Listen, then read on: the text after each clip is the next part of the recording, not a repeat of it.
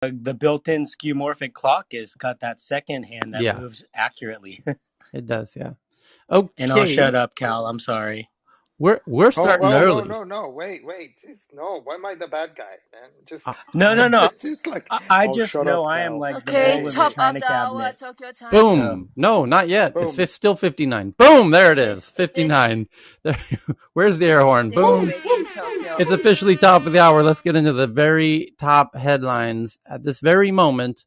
And that will take about an hour. And then we'll get into the fantastic tweets that everyone is tweeting in now and will continue to tweet for the next hour. I am caught up on, we are uncharacteristically caught up on tweets because I had to do another Twitter bankruptcy, this is the second time I've had to do it, but it has enabled me to now get through all the tweets. I'm currently only 1 hour behind on tweets. So if you've tweeted in the last hour, I'm getting to those now. If you tweeted before that, I've seen it, except for the ones the 1,000 that I had to claim Twitter bankruptcy on about 2 days ago.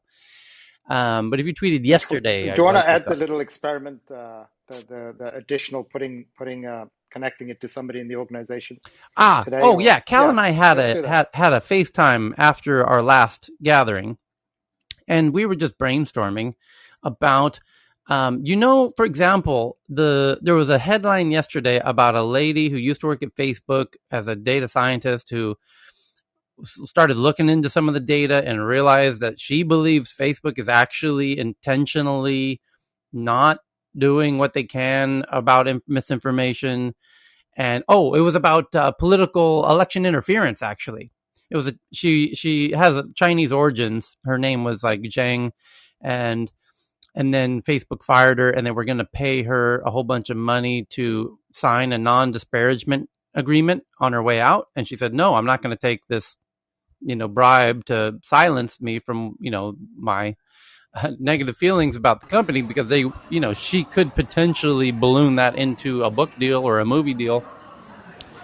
And so, they made her an interesting offer to buy her, silence of not saying anything negative. And anyway, Charles claims to be a friend of hers. So I thought, let's try and invite her in. It'll be interesting to hear her side of the story. And that's true of a lot of these tweet headlines that we find all over the place and the big headlines. For example, thieves stealing. I mean, we have a whole bunch of fantastic headlines. And then while we're tweeting in headlines, from time to time, what we could do is, when you find a headline, if it seems like you can get the company's Twitter name, Twitter handle, and include that in your tweet, like you include TNATW when you tweet so that we see it. Also include the company's Twitter handle in your tweet so they see it. And one step further than that is to include the CEO's Twitter handle in your tweet so that they see, so that these companies start realizing that there's this Or place even just discussing any headlines. employee that you know, right? Yeah, Any exactly that employee that too. you know. Like for example, Cheryl tweeted, Best Buy discounts, M1 chip, Yeah, the laptop. But MacBook what's Pro. Yeah. interesting, yeah, but what's interesting on that one, right? Say I retweeted, just as an example, I retweeted it, right? And hey, there's a Best Buy buyer that follows me. Like it doesn't even have to be Corey Berry, right? And I do that, and then there's an invite link there. That person now has the option of linking in there, coming in there, making a comment on it, right? And if we try that as an experiment, just see how far we go. If it becomes too complicated, we move back because simplicity is the best for this app, right? So Yeah, that's what we've learned. But yeah, yeah, yeah, it's good. Yeah. yeah. But just adding the company Twitter handle to the tweet, which is usually just at, and then the Twitter, the company name, like at Amazon, at Robinhood, at, even just by typing that in, if you do it wrong, Twitter will help you get the right name. So that could be a very, for those like, Florian and Mahogany and May and, everybody who sends in lots of tweets. Nalormi does a ton. Poppy does a ton. And if you can remember to try, and Karam does some really good ones, by the way. Hey, Suzanne, let's see who wants to jump up on stage. And yeah, just try and include the company name as part of your tweet so that they know, what's this thing, this Tyler? TNATW. Yeah. But I realized one thing, Tyler, when I try to do tweet, right? Sometimes there are a lot of fake handles. So you really have to be very careful which one you choose. Not really. Not in company names. There are actually many fake, like wannabe to be the official one, but it's actually not the official It won't one. really So matter in this case that we're explaining. So you accidentally tag a fake company is not going to have any impact on anybody. Tyler, yesterday we talked about Louis Vuitton and the 200-year launch and what they're going to do. I actually found another tweet from a gaming site, like another article, because I love doing rabbit hole research. It's going to be my new nickname, rabbit hole research. And that's a company name waiting to happen right there. Get the rabbit club. hole research. That's mine. Do it. Rabbit hole. All right, I'm doing it. That's a great club name, the Rabbit Hole. Oh my God, that'd be great. If anyone takes it from me, I'm going to really have a field day with them. Anyways, what I was going to say is that August 4th, they're going to launch it. And it's going to be really cool because I know I tweeted it out, and like you just said, I tagged Louis Vuitton and Tech News Around the World, because the beauty of that is that because I do work in the fashion industry, if they look me up, there may be a possibility that I could find someone in there that would be interactive, or marketing folks that would love to come in and have a conversation. I think that's where you get to learn more about what their intentions are behind their projects. And you get to get answers like Carl was asking about, and how I was so passionate about my response was just because every industry has their own little nuances, and the fashion industry has its own. And this is where it becomes very specific to the industry. Same way you have gaming, same way you have fashion, same way you have certain industries. And that Louis Vuitton is not just fashion, it's luxury. And that's a 1% of 1%. So, but yeah, I'm hoping to drag people away from that. Cool. Okay, here we go. Are we ready? Before we get into the top headlines at the most popular, as judged by the number of people tweeting links about tech at this very moment. Happy Friday, everybody. July 30th. But is somebody really burning with something crazy before we get into the top headlines? We'll pause again when we get through the top headlines. Everyone will have a chance to chime in as well. But in the meantime, if you're burning, if your pants are on fire, Sierra's, you got some people with their hands up, some newbies without some bios. So do fill in your bios if you like. I just brought up Sierra. Sierra, you're burning with something? Or just want to say hi? Hi, Tyler. Yeah, nice to see you. Good. Yeah, this is my first time here, so just want to see just how hang tight. Okay, here we go. From the top, we've got the biggest story at the moment is, we've been doing these quarter earnings reports. As I told you, a week ago, there would be a whole lot. Every big tech company's got to do their reports. And today is Amazon. And so Amazon reports their revenue of $113 billion. Net sales grew 27% over the year. Net income of $7.5 billion, and AWS, which is their cloud, separate from their e-commerce, had net sales of $14.8 billion, up 37% year over year. And the stock is down 5% because people have very high expectations for Amazon growth and always have. And they're now starting to not exceed expectations as they traditionally have, because it's not easy to maintain insane growth for a decade. So and that's why they started the new cloud business. And now you know why they're going into Amazon medical, med tech, that whole thing, because that's a way to continue insane growth, is to grow into medical. And they don't really have a choice. They have to go into huge, lucrative business areas like med tech and take over the medical industry of America. That's a $6 trillion industry. Right. That's something that could keep their growth engine going at their scale. They're so big, they have to take on huge industries to continue their growth. So that's why it was the world's most obvious prediction. They either have to go into medical or education, or what areas are of, they can't go into little things, like a lot of other people are getting into. It's just not big enough for them. They have to go big or go home. So that's why it was obvious they have to get into. Me and friends of mine have said they're going to have to go into the whole medical insurance game I mean, that was like 6 years ago. We realized, that was coming. So and their cloud growing, it's the cloud growth is still possible, and that's a real battle between Amazon and Microsoft and Google primarily. IBM has a bit of cloud. Huawei has a bit of cloud. Even Alibaba has cloud, and Amazon seems to be continuing to gain the market share on the cloud front. And Amazon reports other category revenue, which mostly covers its ad business, which is, they do have an ad network, and of $7.9 billion, up 83% year over year. And there you go. That's a new arm of Amazon that is growing 83% year over year. That's tremendous growth.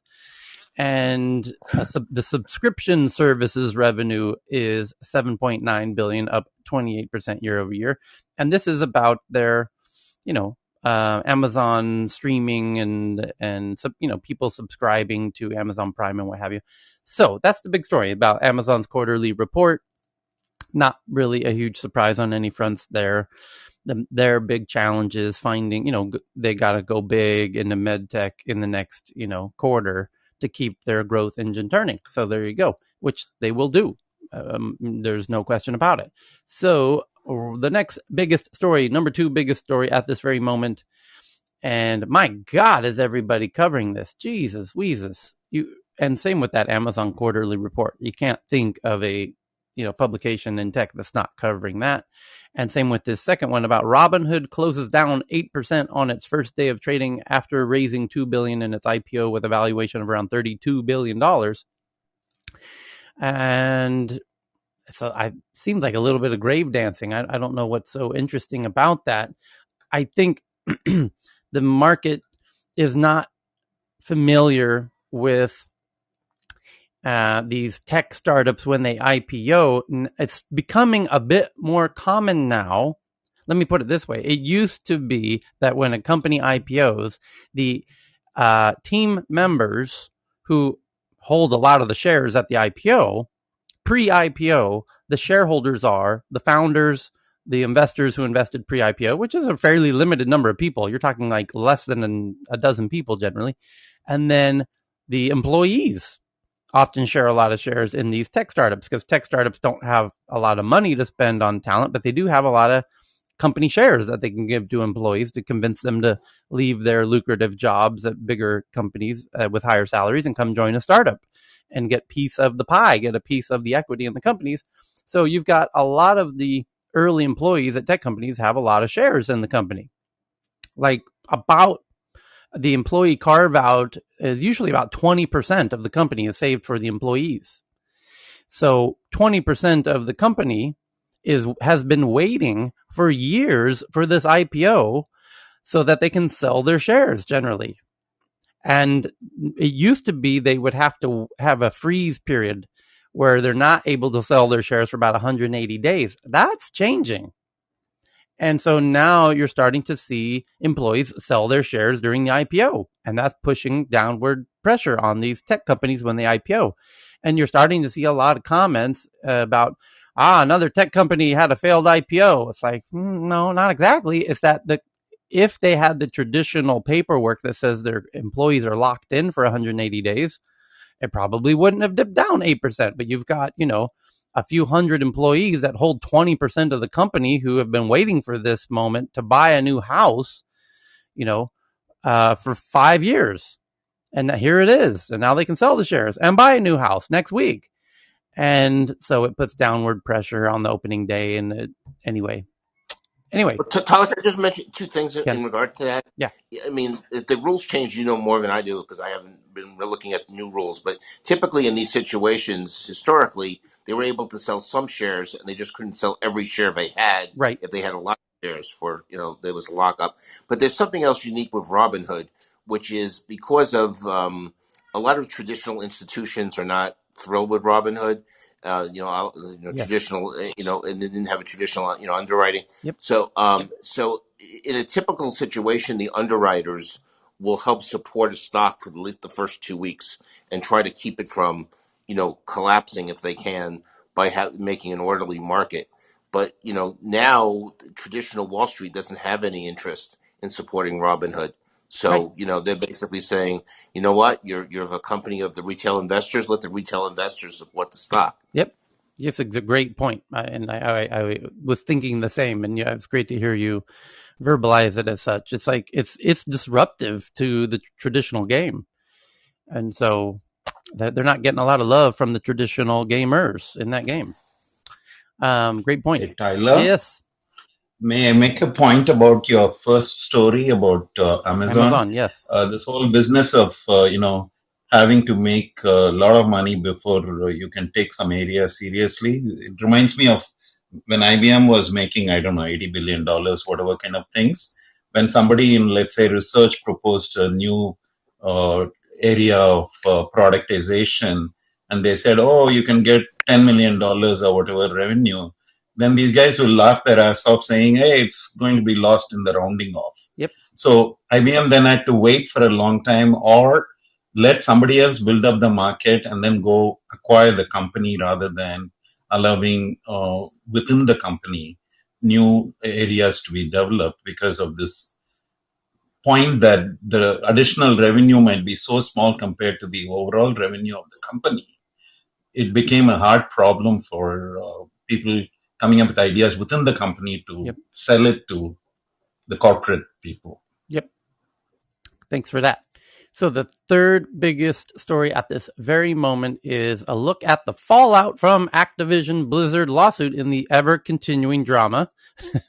Now in day 8 or so of Activision Blizzard, and the new headline is, here it is.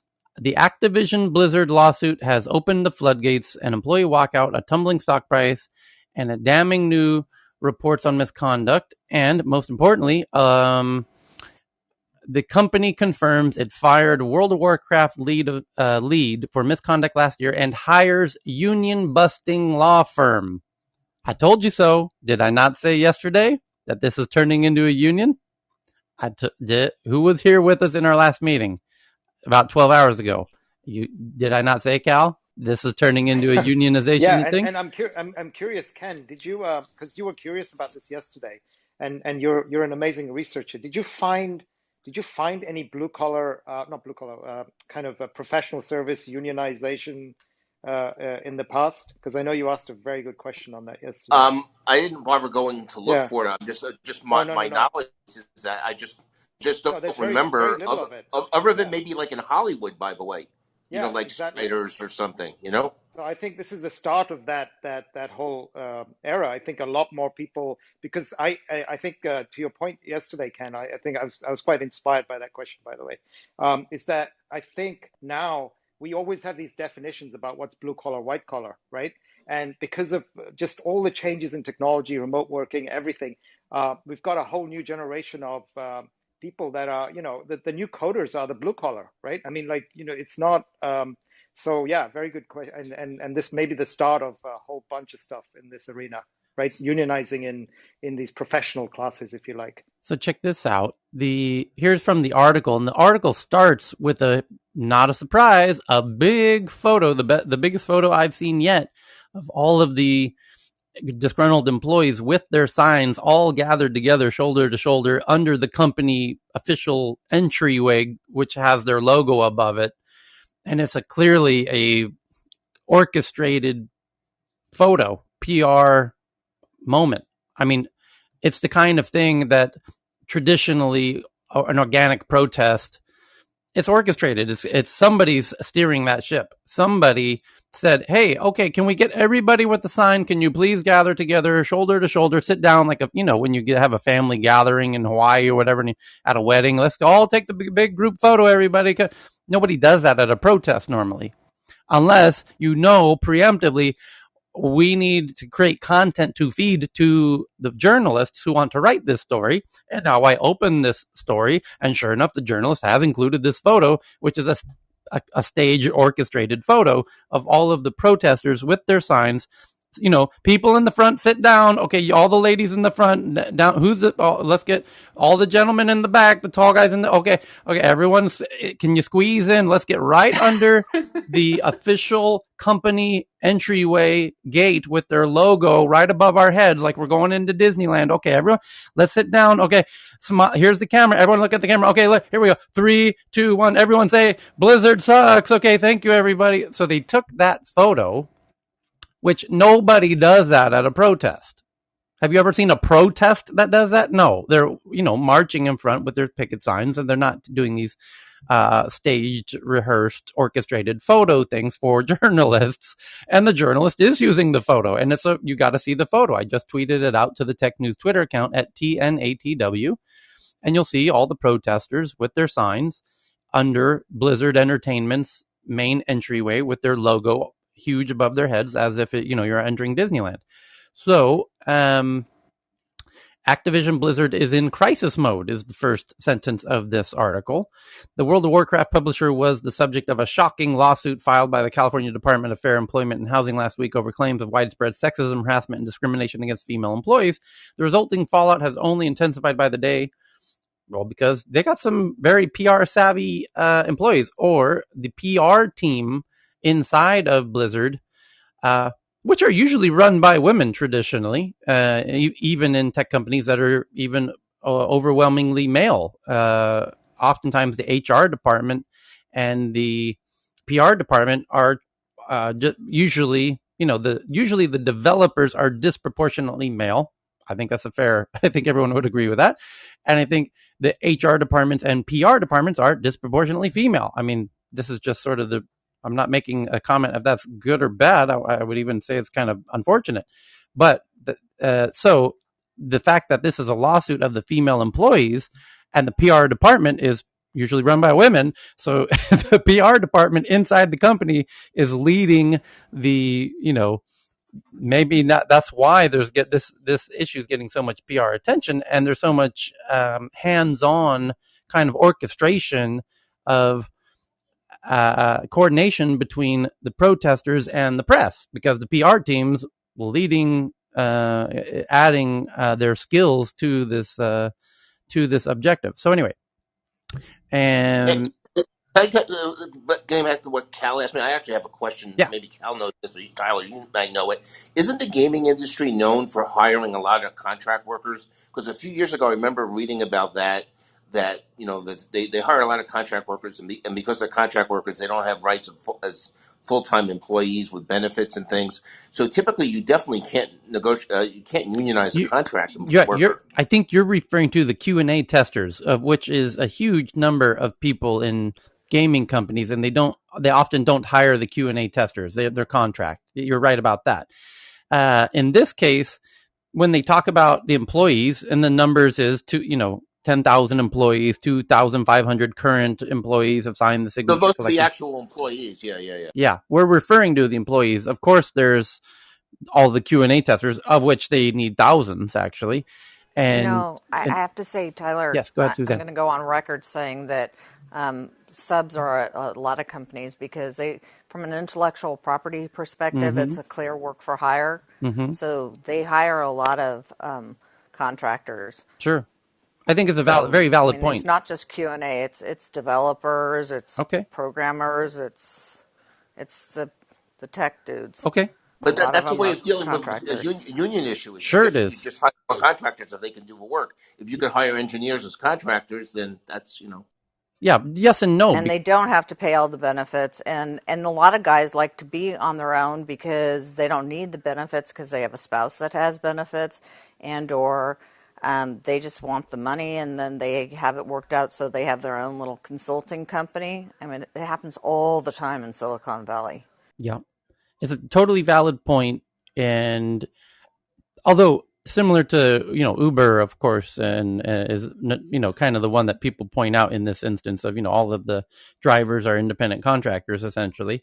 But they're in the effort of working with, big unions to try and unionize those independent contractors. So it's the same could apply here, where watching the dynamic of how this is playing out. I made the comment yesterday, I bet unions are talking to these employees about unionizing, because you've got a signature collection of 2,500.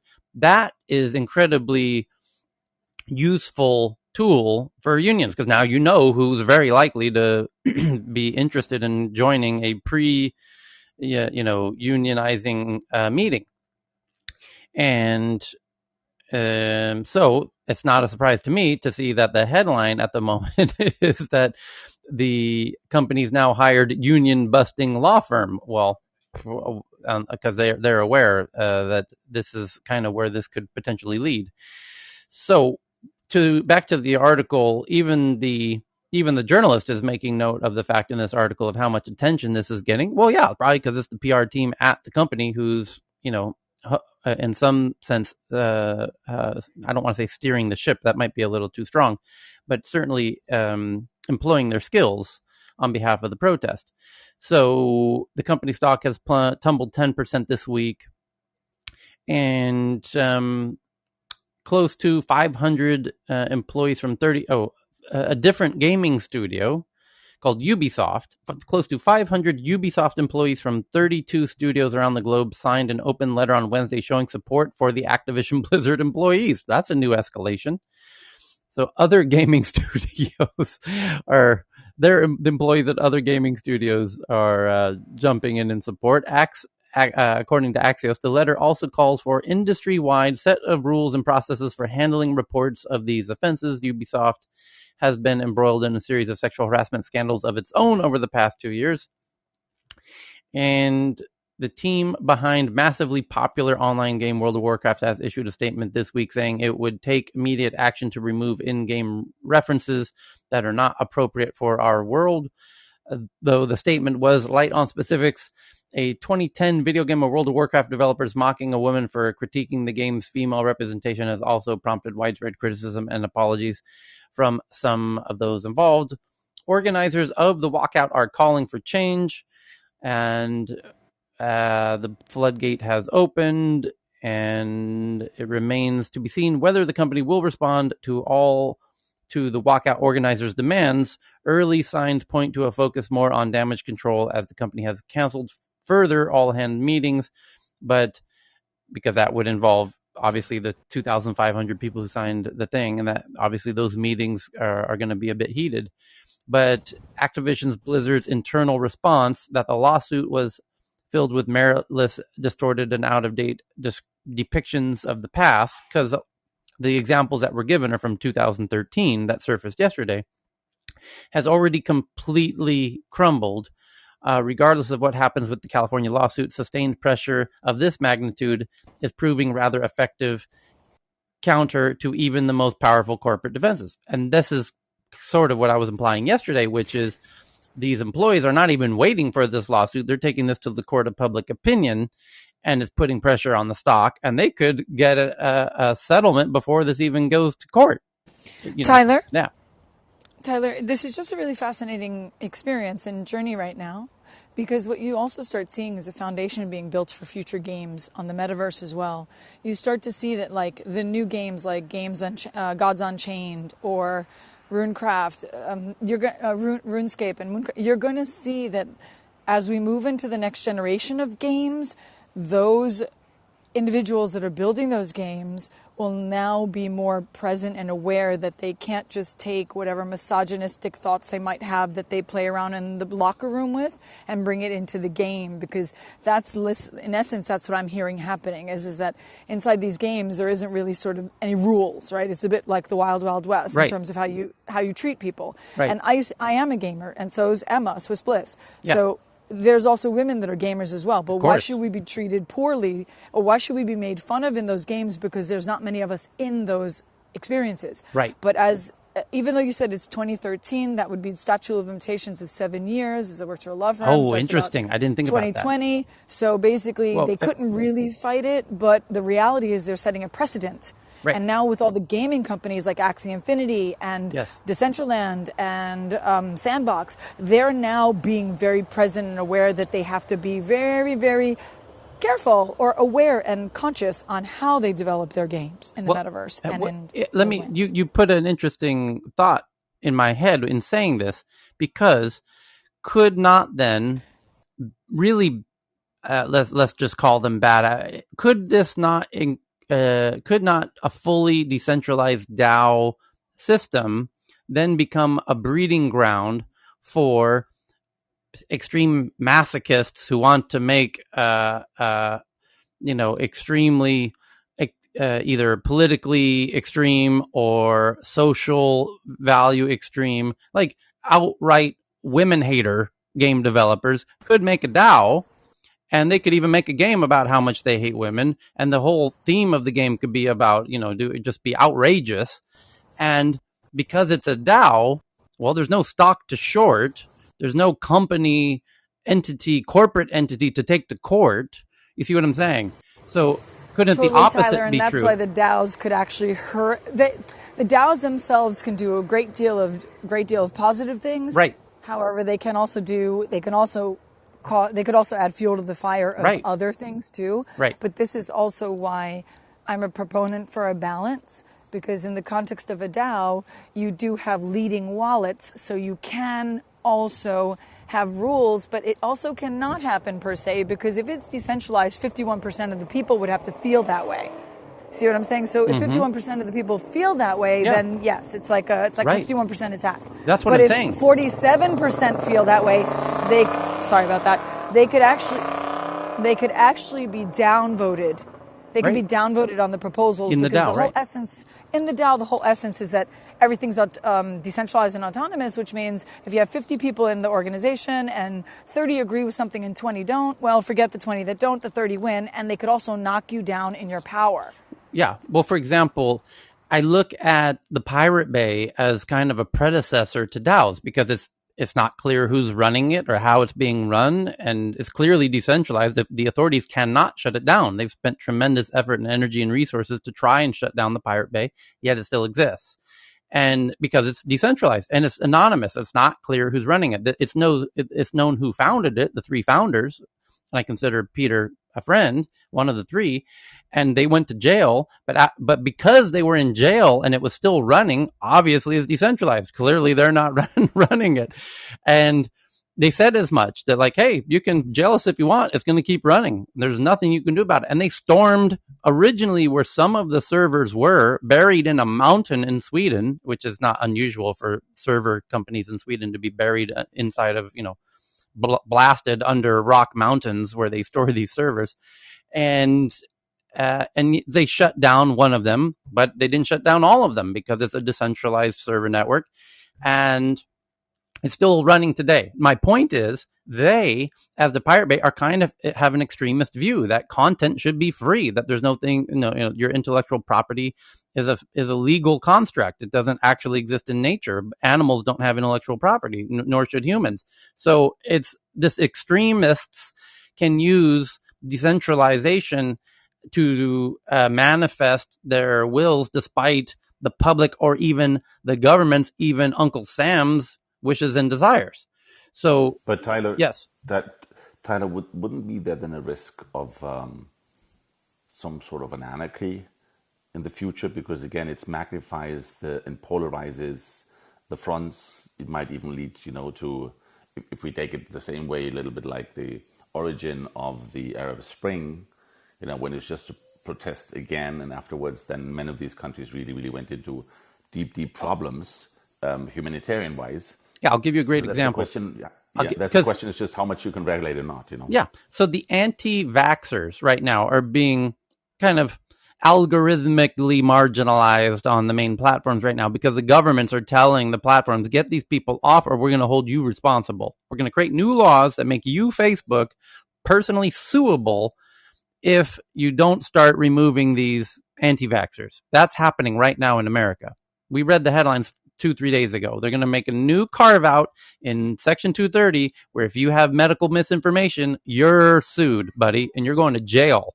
Got it, Mark Zuckerberg? You're going to go to jail if you do not. We're going to pass new laws right now. You're going to have your Section 230, that give you safe harbor, so that you're not personally responsible. That's still, the law, but not on the topic of medical misinformation during a pandemic. That's the new addition to that whole concept. And on that, you're becoming a public nuisance. You're putting millions of people's lives at risk. So we feel we're going to make an exception in your safety,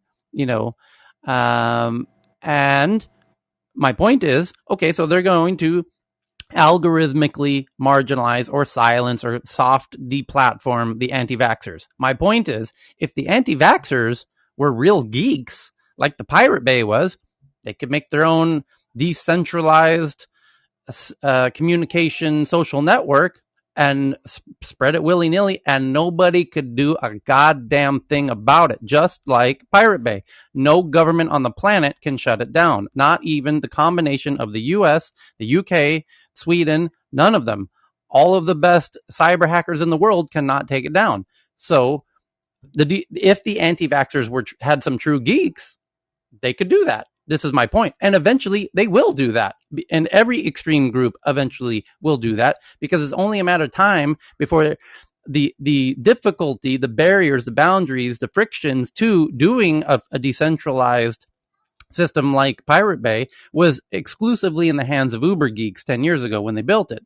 It's now those boundaries and barriers to creating those things are being dissolved by the day. It's getting easier and easier and easier to create those structures, especially in recent months and especially in the past year and a half. So it's not going to take much longer. And it's kind of going to be like a dam breaking moment where every extremist group, hardcore white supremacists, the hardcore Nazis, hardcore every viewpoint on the planet, is going to be able to make their own social networks, platforms that cannot be taken down in a decentralized way. That's the point I'm trying to make clear. That's going to happen. Just the tech is there. That's the evolution of the chemistry in the petri dish. That's just a kind of, it is what it is. So my point is, in this case with the gamers, I'm just proposing a counter narrative to what Amay is saying. Is simultaneously you're going to have companies that are, of course, going to be companies who are not on DAOs, who are not fully decentralized, of course, are now going to be far more conscious of these issues that Blizzard is now suffering. Absolutely, Amay is exactly right about that. But I think that's going to drive people with extreme political views or views of any kind into a decentralized territory where they'll be able to weather, any kind of resistance. So, that's where what do people call, what's the term in America? The silent majority, they refer, is a term to represent, that there's a whole lot of people who feel silenced, and there's more than you would imagine. In fact, it's possibly the majority of people who feel that way. Well, if that's the case, then these silenced folks are going to find their refuge in decentralized architecture in the near future. So we will, no doubt there will be more, as I've said for many days in a row now. This Activision Blizzard drama will continue tomorrow, and then we will be paying close attention to how that develops. So that's the third biggest story of this very moment. Here's the fourth. Snapchat says a technical issue has impacted some Snapchat users after 125,000 reported problems on Down Detector adds that it's working on a fix. Snap has acknowledged an issue preventing users from logging in, and Snapchat is experiencing a massive issue on Thursday evening. Okay. Number 6, Neuralink, one of the most interesting companies on the planet, because it's all about brain-computer interfaces, BCI. Though you're going to be hearing those words, you're only hearing them here right now, but you're going to be hearing a lot more of them in years to come. Because boy, oh boy, is that one of the most interesting technologies, on the planet. Because it's not going to stop. It's starting with, connecting a cable to your brain, and in the case of a monkey, playing a video game with its brain, Pong, which is the world's easiest video game, essentially. And it's that innovation is going to continue unabated, full force. Lots of funding until we are able to tap into. It's not going to stop. Geeks are going to geek. We're going to push the boundaries until we can plug a cable into our head that taps into our vision senses, all of our senses, our taste, our smell, our hearing, and everything, and essentially enable us to teleport into any reality we can possibly imagine and invite other people into our dreams. Essentially, your dreams will become indistinguishable from your reality. And you'll be able to invite anybody else into those synthetic realities, for lack of a better word. Virtual realities is what we call it, VR. But so that's why this is so interesting. It's just starting now. And it's interesting to draw comparisons or analogies to the early days of the internet itself, where it was just a few cables between a few universities with this, computers going beep, beep, beep, beep, that was not that long ago, by the way. And here we are now with fiber optic cables and satellites up in space sending signals to the entire planet. It goes fast. It starts out with crazy little simple technologies of monkeys playing Pong, and 20 years later, we're living in the goddamn Matrix with a cable in the back of our head, and babies are born plugged into the Matrix, and they don't even know the actual reality they're living in. They're spending their entire life in a synthetic virtual reality. That could be 20 years away. So that's why Neuralink is one of the most interesting companies on the planet, because they're pushing the front along with other people. Specifically, a team at Stanford is also doing this. Sid, who joins us from Apple. 1 second. Let's ping in Sid, because this is right up his alley, because he's essentially doing this for Apple. So let's bring in Sid. And I remember a couple of days until Sid gets in. I remember it was a week ago, whatever. You asked Sid that question, right? Yeah. How far off is it? Right. Yeah, and Sid is working on this at Apple, right? Right. I mean, like, he can't say a lot about it, right? But and he's kind of over the last few couple of months. If you listen to Sid, he has a more cautious timescale on it, right?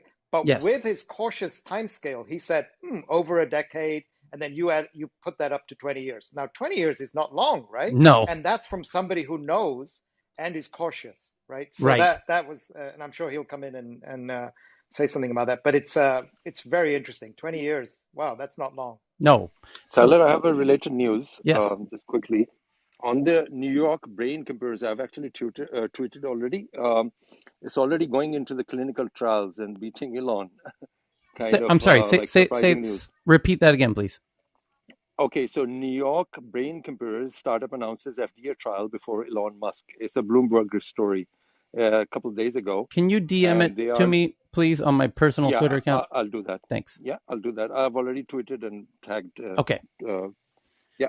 And then I want to welcome Eli, who is quite brilliant, and Donna, and good to see you up here. You had your hands up, and Lauren as well. So if you guys feel free to jump in. We have kind of popcorn style when we go over these big headlines.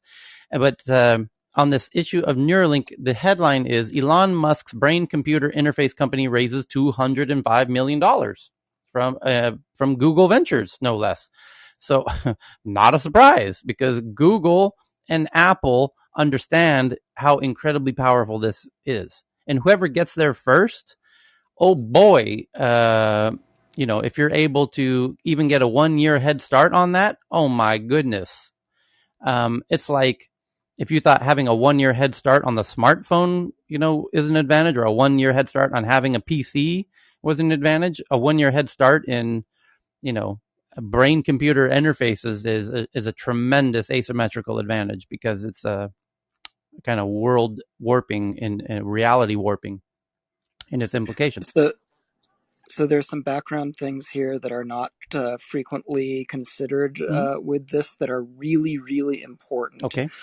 Number one, Elon Musk, one of his stated reasons for being interested in Neuralink is the idea that he rightly fears that, super AI, superhuman intelligence AI could be an existential threat if it decides that it has no use for us, or we're a nuisance. Right. And his solution to that problem is, well, okay, let's integrate that super intelligent AI with our brain. The reason that this is an intrinsic fail is that you're basically taking super intelligent AI and you're giving it political rights, economic rights, human rights. You're empowering it. And what will happen in the interaction between a human brain and super intelligent AI is that the human parts will just go into cognitive overload and become inured to do whatever the super intelligent AI, which we will come to realize always gets it right, to just tell us what to do. So we're essentially on autopilot. So that's point number one. Point number two is that the military, of course, is really interested in it, and it seems scary. They want to, have this for soldiers.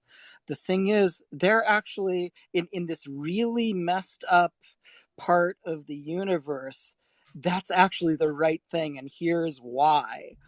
They are interested in it because it's a way of lowering the delay time in the kill loop between getting sensory information, having a human, not an AI, make the decision to pull the trigger or not, and then have the trigger pulled. And the reason this is so important is that the Chinese and others, not just the Chinese, also the Russians, especially the Russians, actually have actually put this into use in Syria, right? I have no qualms about not having humans in the kill loop and just letting machines decide who lives and dies. And so in that context, actually, yes, I think it is really great to minimize the delay time so that a human can be there as long as that remains viable. Though, of course, I don't think it's necessarily so great for the human who has to have that invasive procedure done on them. The third point is that when you get down this realm, it's not just the people who voluntarily decide to do this who are affected, but we should learn from the whole episode of sports doping, which is also now being replayed in discussions of CRISPR doping, in that we don't, some people may decide to do this, but once they do, if people are competing for jobs, for instance, on their ability, then it becomes an arms race where if you don't want to get marginalized, well, you're gonna have to get the next generation implant that puts you on par with all of the people in your field, and that is a horrible road to go down, even if everything works. And as many people in this room probably know, there are all sorts of issues like subtle design problems, like security vulnerabilities. This is just such a bad place to go. Okay, so I'm Eli complete. Thanks, Eli. I'm looking at this. The people who participated in this new $205 million investment into Neuralink, and as I mentioned, it's Google, and some of the other ones I find very interesting. It's Kraft Ventures, which is David Sachs, who's a friend of Elon's, and Founders Fund, run by Peter Thiel, which is a friend of Elon's, and Ken Howry. By the way, David Sachs and Peter Thiel and Ken Howry and Peter Thiel were both co-founders of PayPal with Elon Musk, and David Sachs was the COO at PayPal. So you have Elon Musk's best friends, and Sam Altman, also one of Elon Musk's best buddies, also participating in this round. It's all of his closest friends are investing. Well, maybe not his closest. Yeah, some of his in fact, Ken is one of his closest friends. For people not friends from and family. Yeah. So sorry. Go ahead. My point in saying that is, he can probably take a lot of investment from a lot of people. Those investors are incredibly savvy, incredibly smart. They happen to know Elon very personally for many, many years. I mean, decades, and worked with him decades ago. And they have an insight into the roadmap and the feasibility of Neuralink that he's not, able to share with non-friends.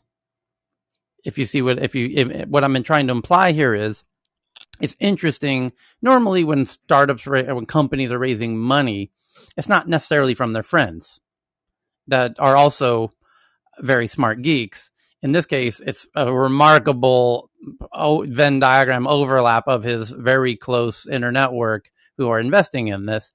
And that tells me it's probably got more promise than they're even letting on. Because yeah, Chris, did you want to go say ahead. something, Chris? And then I've got a comment, Oh, Chris. I was gonna quip that, most friends and families rounds are usually friends, family, and Yes, fools, yes, right? But he's got friends, family, and billionaires.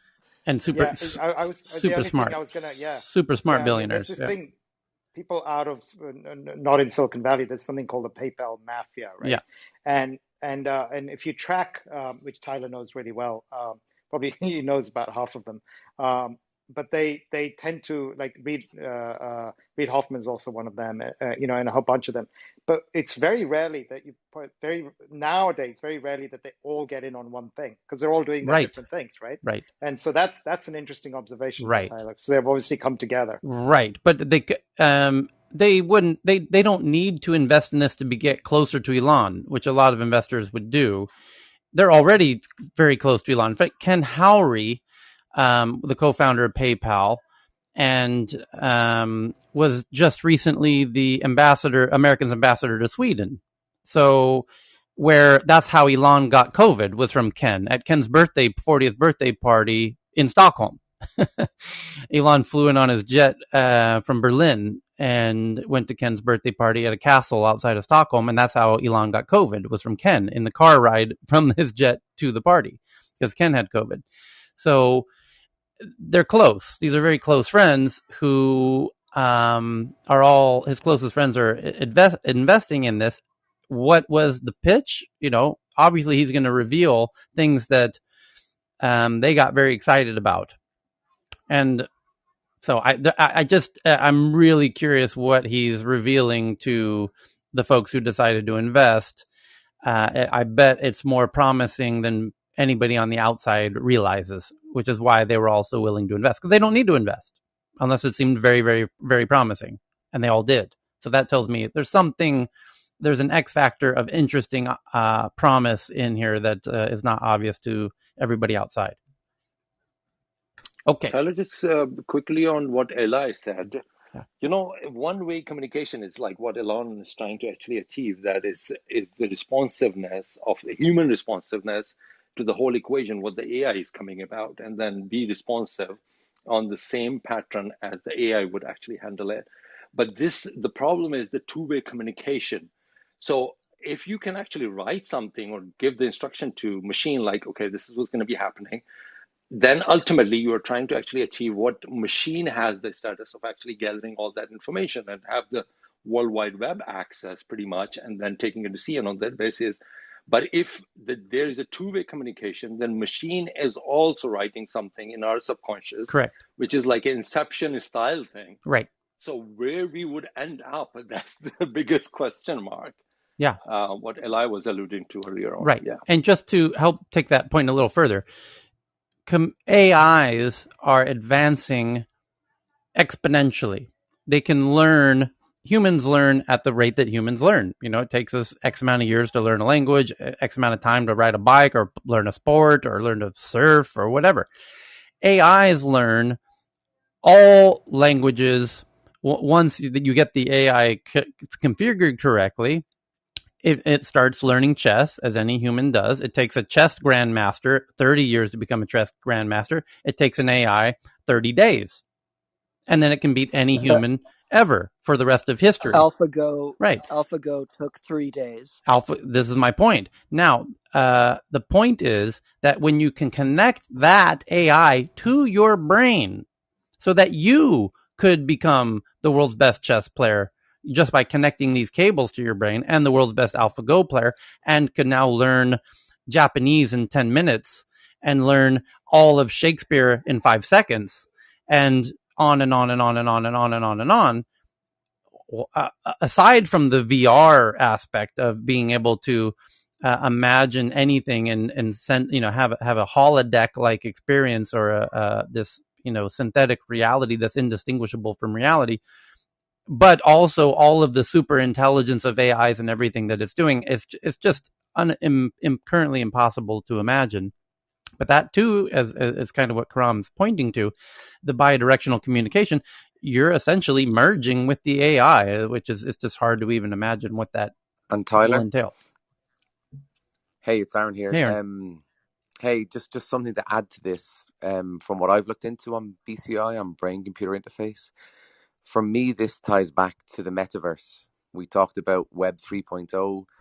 We talked about VR, AR. I think this surpasses the hardware. I think forget about putting things over your eyes, forget about putting things, in your environment. You're going to be, Matrix style implanted to connect to Web 3.0, and you will have those mixed reality experiences just within your own human body, and this will augment humans.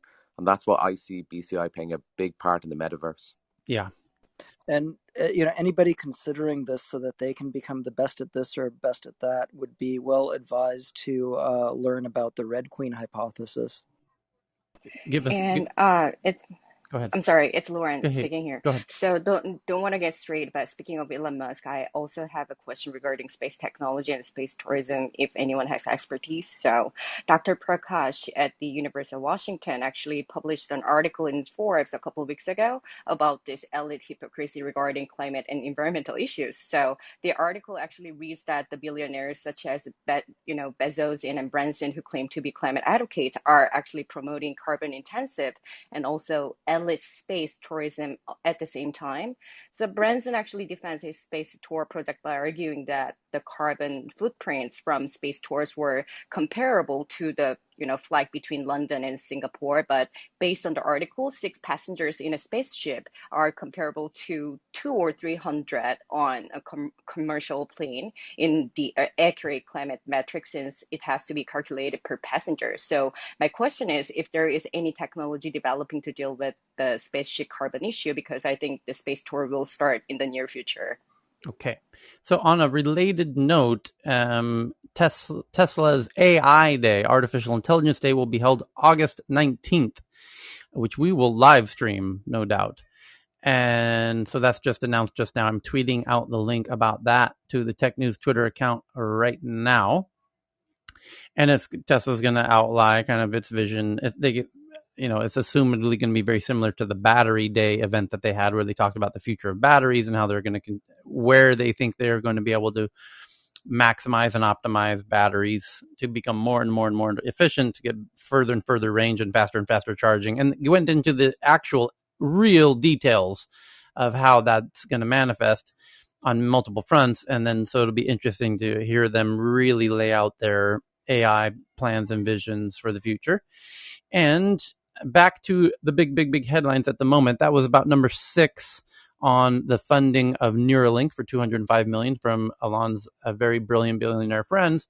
And researchers detail a never-before-seen attack against Iran's train system and transport ministry from a new threat actor using a reusable wiper called Meteor. And Iran also had, it's kind of unfortunate that they're being hit at this very moment as they're having protests due to drought, as the farmers are not able to do crops and they're not able to produce energy in their hydroelectric dams, and really comes at a bad time. Researchers with cybersecurity company called Sentinel-1 reconstructed the recent cyber attack on Iran's train system in a new report, uncovering a new threat actor, which they named Meteor Express, and a never-before-seen wiper. On July 9th, local news outlets began reporting on a cyber attack targeting the Iranian train system, with hackers defacing display screens in train stations by asking passengers to call 64411, the phone number of the Iranian Supreme Leader Khomeini's office. Train services were disrupted, and just one day later, hackers took down the website of the Iran's transport ministry. According to Reuters, the ministry's portal and subportal sites went down after the attack targeting computers in the Ministry of Roads and Urban Development. And at this time, we have not been able to tie this activity to a previously identified threat group, nor to additional attacks, Guerrero Sade said, who's from Sentinel-1, adding that they were able to reconstruct the attack thanks to security researcher Anton Sharapanov and Iranian antivirus company Despite the lack of specific indicators of compromise, we were able to recover most of the attack components described in the post, along with additional components they had missed. Behind this outlandish tale of stopped trains and glib trolls, we found the fingerprints of an unfamiliar attacker. The attacks abused group policy to distribute a cab file to conduct their attack, and the archives decompressed. They go into the real essence and the nitty-gritty of how they executed this attack. But the big note is that it's a previously unknown attacker outfit, essentially. So and it's not attributing it to any country at the moment, but no doubt it doesn't seem, it's clearly not based on a ransom is the interesting bit, and it seems more about causing mayhem in Iran. So it's likely more of a state actor, because the attacks that are done by individuals, separate from states, are often done for money purposes. This was not done for money.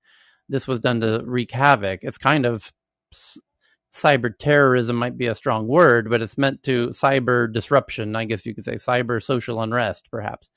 And especially at a weak moment for Iran during protests. So it's likely a state actor, because there's no financial motive in this.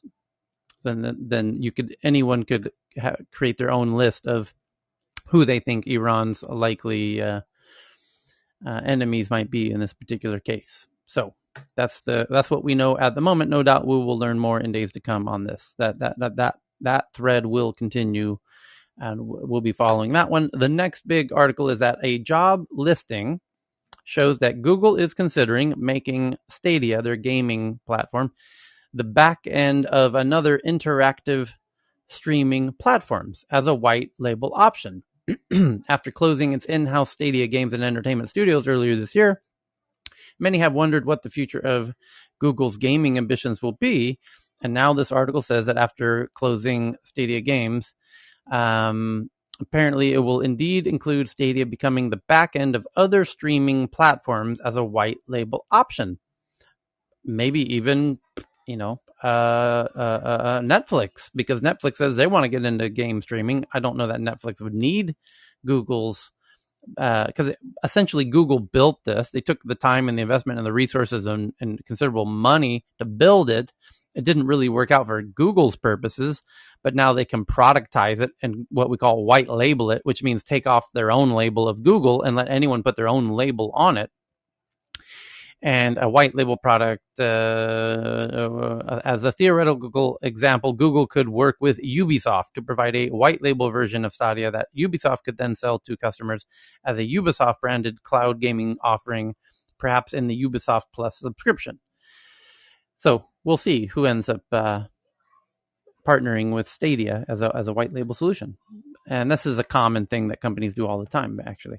Google updates its Play Store policies to ban apps offering compensated sexual relationships, likely impacting sugar daddy dating apps beginning September 1. And Motorola announces Edge 2020 Pro and 20 Lite for Europe, Latin America, and Asia. And now there's an article from Forbes on a profile on Israeli surveillance startup Paragon, which I've never heard of, funded with very little money, $5 to $10 million from US-based Battery Ventures, which sources say allows police to hack encrypted messaging apps. Oh, fun. Paragon Solutions doesn't have a website. There's very little information about them online. But where's this Forbes article? Where'd it go? Here. Give me 2 seconds I have a million tabs open, so it jumped into my endless tab stack here. Where did you go? Where's that article? Here we go. There it is. Here we go. So it says, meet Paragon, an American-funded, super secretive Israeli surveillance startup that hacks WhatsApp and Signal. Paragon Solutions doesn't have a website, and there's very little information about them online.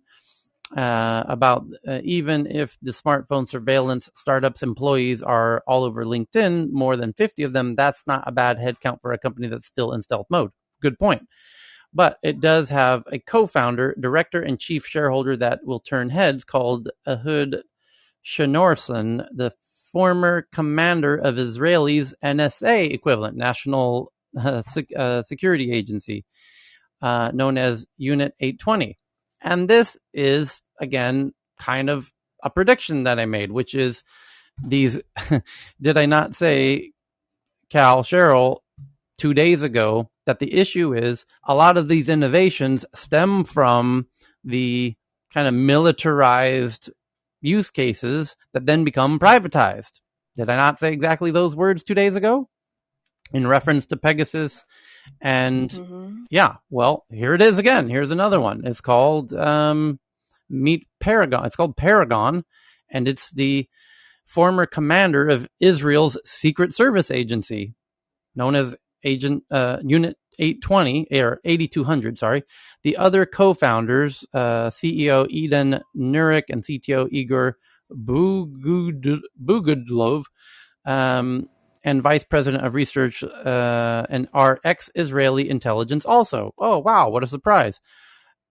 This is the point, is they're privatizing what used to be part of national toolkit, essentially, and they're productizing it and selling it to other countries. And that's why I said it's ostensibly Pegasus.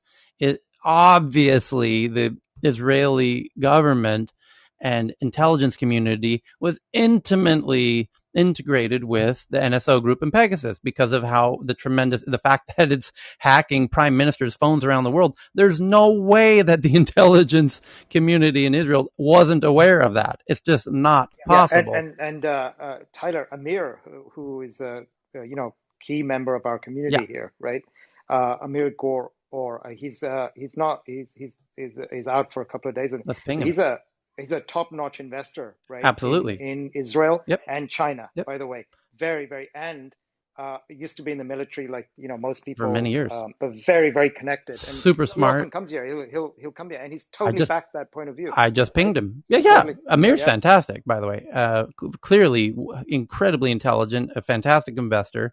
Spent years in the Israeli military, and does he kind of blow my mind every time he joins us. And I just pinged him. Hopefully he'll join us and add some context to this article from Forbes that I'm reading. Everything I'm reading right now is from Forbes. So it says also on the board, is the Israel. Oh my God! On the board of the company is the former Israeli Prime Minister Barak. On the board of this company, they also have a significant American financial backer, Boston, Massachusetts Battery Ventures, as I mentioned. According to two senior employees at the company in the Israeli surveillance industry who spoke on the condition of anonymity, the venture capital business put in between $5 and $10 million, which is nothing, basically, especially for a 50-person company, which means they have high-paying clients who are funding the product, or the government itself, is Israeli government's funding it. Though Battery declined to comment on the nature of its investment, which is only mentioned in brief in the company's website. And this is a separate point, which is, and you heard me say a month ago, that governments often need tools and solutions that they themselves can't be tied to and responsible for, like Clearview AI. Like, governments want a startup to make a facial recognition system, but the government, don't want to be seen as the source of that. And actually, they're not ideally suited to create it and manage it. And better that it be have this distance of separation into a private company. And governments do precisely this. And I have friends who are tech founders who get approached by the Pentagon saying, hey, what we'd really love to see somebody make is XYZ. And oh, by the way, do you realize we have trillions of dollars to overpay by 1,000 times what anyone would ever overpay to if somebody happened to create that? We just happen to have a pile of endless money over here if somebody were to create such a thing. Maybe somebody who might be interested in creating such a thing. So those conversations happen, and they happen everywhere. I mean, that's just an extension. That's just a reality that governments have technologies that they would love to see created that they aren't ideally suited to create, and for political reasons, it would get them in hot water if they did create. So it's better that it's... Yeah, and Tyler, I think while the conversations happen everywhere, I think this is a great example of the value of this room. Insights like this, you're not going to get them when you read the articles. You're not going to get them when you like debate with your colleagues. It's like a unique part of this room, I think. And the other unique part, I think, is just want to say thank you to you and Ken, because all of the IPO stuff, I didn't know any of that, and it's just been a great learning. So anyway, just a little excerpt from me. Yeah, Tyler, check your DM. I sent you a link to an article about Israeli defense investing in 5 startups. What's interesting in that article is look at the technologies those 5 startups are working on. Right. It's stuff. Quantum stuff. Of course, it's stuff that the government's like knows they want, willing to fund, and they are looking for people. It makes more sense for a private company to do it with a founder. And there's this obvious kind of, connection to the government because they inspired, the founder to pursue it. And anyway, these things happen, and it's just not known by the public. And so anyway, the Paragon's product will also likely get spyware critics and surveillance experts alike rubbernecking. It claims to give police the power to remotely break into encrypted instant messaging communications, whether that's WhatsApp, Signal, Facebook Messenger, or Gmail, the industry sources said.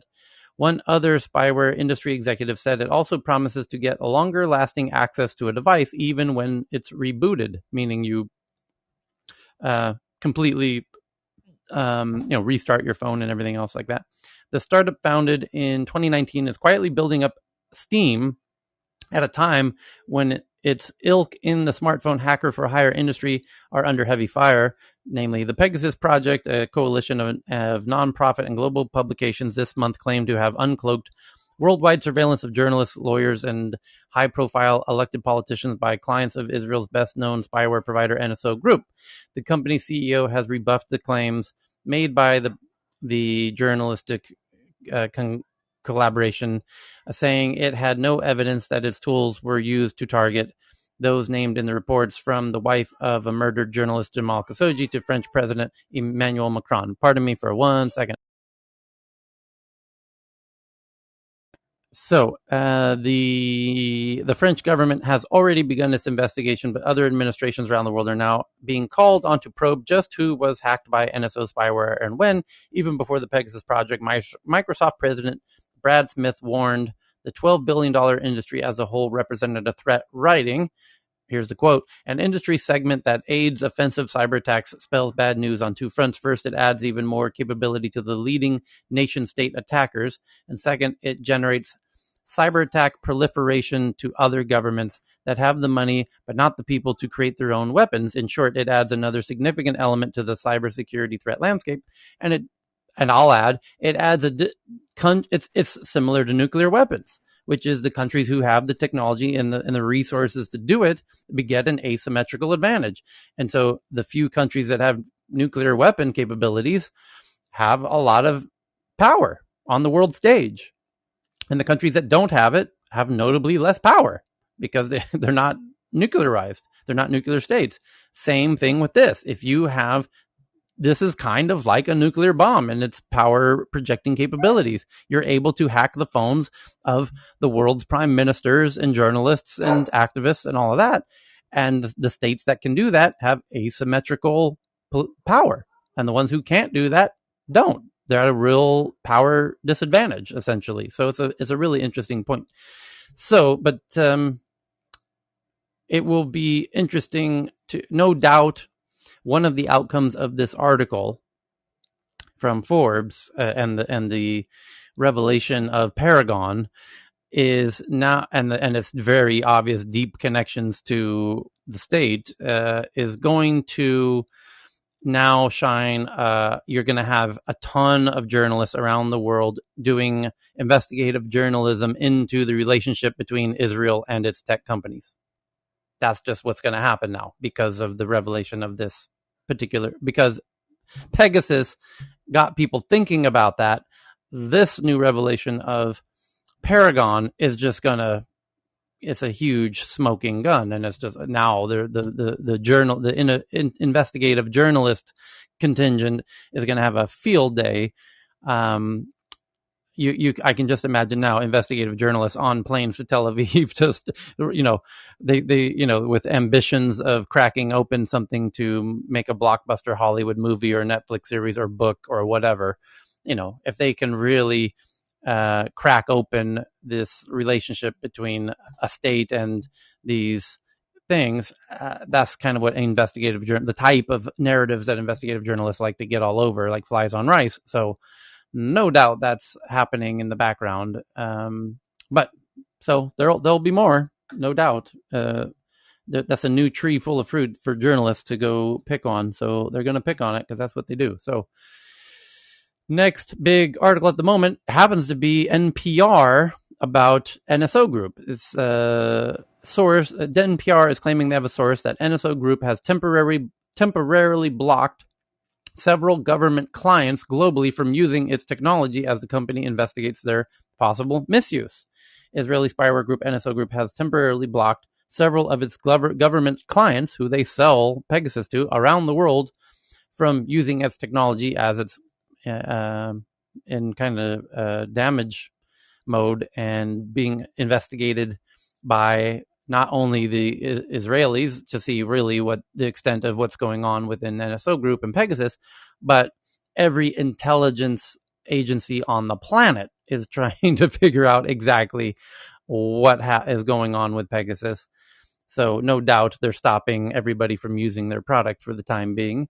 So that because they have to do that, because right now you could have, it's well known that Mexico is using it, for example. So if Mexico were to, for example, hack, another prime minister's phone at the moment, that would just add a snowball effect to this already out of control dumpster fire. And so they need to make sure that no one's able to do anything like that right now. So they have to minimize, go into help put out the dumpster fire and not let somebody else fan the flames, because potentially somebody who's not a fan of NSO Group or Pegasus or Israel could, intentionally use Pegasus in a way that would, they could intentionally hack a prime minister, then tell a journalist, hey, journalist, look at this. This prime minister is hacked. Oh, by the way, we did it, and leave that part out. And then now that gets in the press. Oh, and now it's just revealed tomorrow that Pegasus was just used to hack, the prime minister of Canada. And then it just would be huge. I was going to ask, do you think there is another part? There is a victor here? I mean, if there's two Israeli, phone intelligence type companies, that, there's another third one that is out there that is common, but we haven't really heard much. That's Cellubrite. Yeah. Well, they were mentioned in the San Bernardino here's thing. What I predict will happen. We're going to see a headline in the next week or two that shows something very similar in America or Turkey or maybe China, or here's why. And it's a full-fledged raging conspiracy theory here. Here's what I think is going to happen. To deflect attention, this is happening in other places. Other states are working with their hacking apps to hack, in a similar way that Pegasus is with Israel, or this other one we mentioned today, Paragon, clearly is kind of has strong ties to the state. Israel knows other states have similar situations with other companies, and they can reveal them. They can say, without Israel saying, oh, look what Canada's doing, look what the UK is doing, look what Australia's doing, look what China, Turkey, anybody's doing. They don't even need to say that. They can just whisper in the ear anonymously of the New York Times, oh, here's something you might want to look into. And then they do. And then next week, the New York Times has an article that, oh, Turkey is in bed with its surveillance technology startup that's hacked other people as well. Because Israel's now understandably upset that they're getting pointed out for bad behavior that they know other people are doing as well. And if they show that everyone's doing this, then they're no longer singulared out as the bad actor. You see what I'm saying? Yeah, it's like you tell your kid and you say, naughty, naughty, and your kid says, yeah, but all my friends are doing exactly. All my friends are doing it, and I don't have to tell. I'm not the one that has to tell mom and dad that my friends are doing it. I'll wait till they're asleep, write a letter in crayon so they don't know who told them, and then the parents wake up and they realize, Bobby did what, Sarah did what, oh shit, all the kids are doing this. And so soon we're going to see other headlines that other countries are But doing this. Tyler, Yes. the way it came to limelight, I mean, that's where we have to actually look at it. Something like this, it would be either a whistleblower, like what happened in Snowden case, or the agencies are actually sitting on something and then they strategically actually release information to get the benefit from it. Now, in this case, I mean, it's hard to believe that before it actually got to the journalist, when everybody was like actually in the midst of You it, mean Pegasus? nobody knew before that. Yeah, Right. Pegasus I'm talking It's a about. So great point. when the journalists had this, that's only when we actually came to know about Correct. this. It's really hard to believe that nobody knew But about this but before. McAfee was writing about it in 2017. Correct. Remember? Yes. John McAfee wrote about Pegasus in 2017. He knew it existed. So how didn't get the traction? I mean, in the mainstream media or like Because nobody believed McAfee. He's a bit of a conspiracy. And really, yeah. let's be frank. At the time, everyone believes Apple has these unpenetrable devices. And remember, I said right around April of 2020, the bounty programs, like the black market for Apple iOS for 0-day exploits, suddenly plummeted, indicating there was a large supply. So, I think what happens is you have all these, vectors, so to speak, that become available on the market. And people with the right connections to government just go out and use those vectors as their tool to go drum up business. And then this is unique business because it comes with a lot of pull, it comes with a lot of knowing where the bodies are buried, so to speak. So I better shut the heck up. Well, no, the real interesting question that you raised, Karam, is who leaked the list to the journalists? Precisely. Yeah, and that's going to be found out, and that person will have a very short lifespan once it's found out. So it's going to be, it's obviously somebody who's no friend of Israel. And by the way, maybe the same person might have leaked this news story about this other tech company. By the way, just like a timing bit, like, I mean, Netanyahu going out of office and, the new administration coming in, that's like, in the midst of it is happening, all the political turmoil in Israel, 3 times, like all the elections, and it's just odd out of nowhere, like this story comes out. So there could be some internal politics angle to it. God knows. Yeah. So next article here is, where is it? Here we go. We covered the Google one. 48 civil rights and advocacy groups join in asking the FTC to ban corporate facial surveillance technology, which is Clearview AI, which is the company Charles co-founded. 48 civil rights and advocacy groups join in asking the FTC to ban corporate facial surveillance technology, continuous corporate surveillance of public space. Well, that's even video cameras in public space, which the UK is just covered with that stuff. But London, very notably, on Thursday, a coalition of 48 civil rights,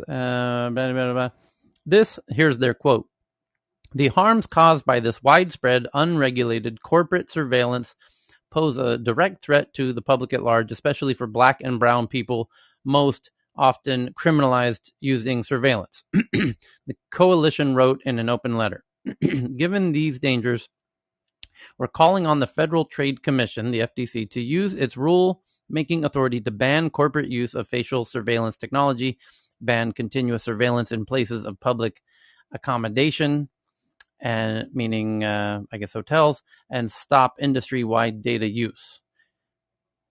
Pervasive surveillance entrenches Amazon's monopoly. The corporation's unprecedented data collection feeds development of new and existing artificial intelligence products, further entrenching and enhancing its monopoly power." Well, they're right about that.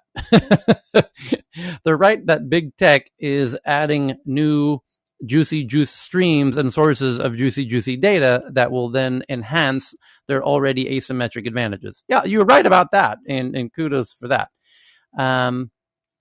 And so, and they're talking about Ring, by the way, in this particular case. And in fact, the photo on this, there's only one photo in this article, and it's a photo of a Ring camera, by the way.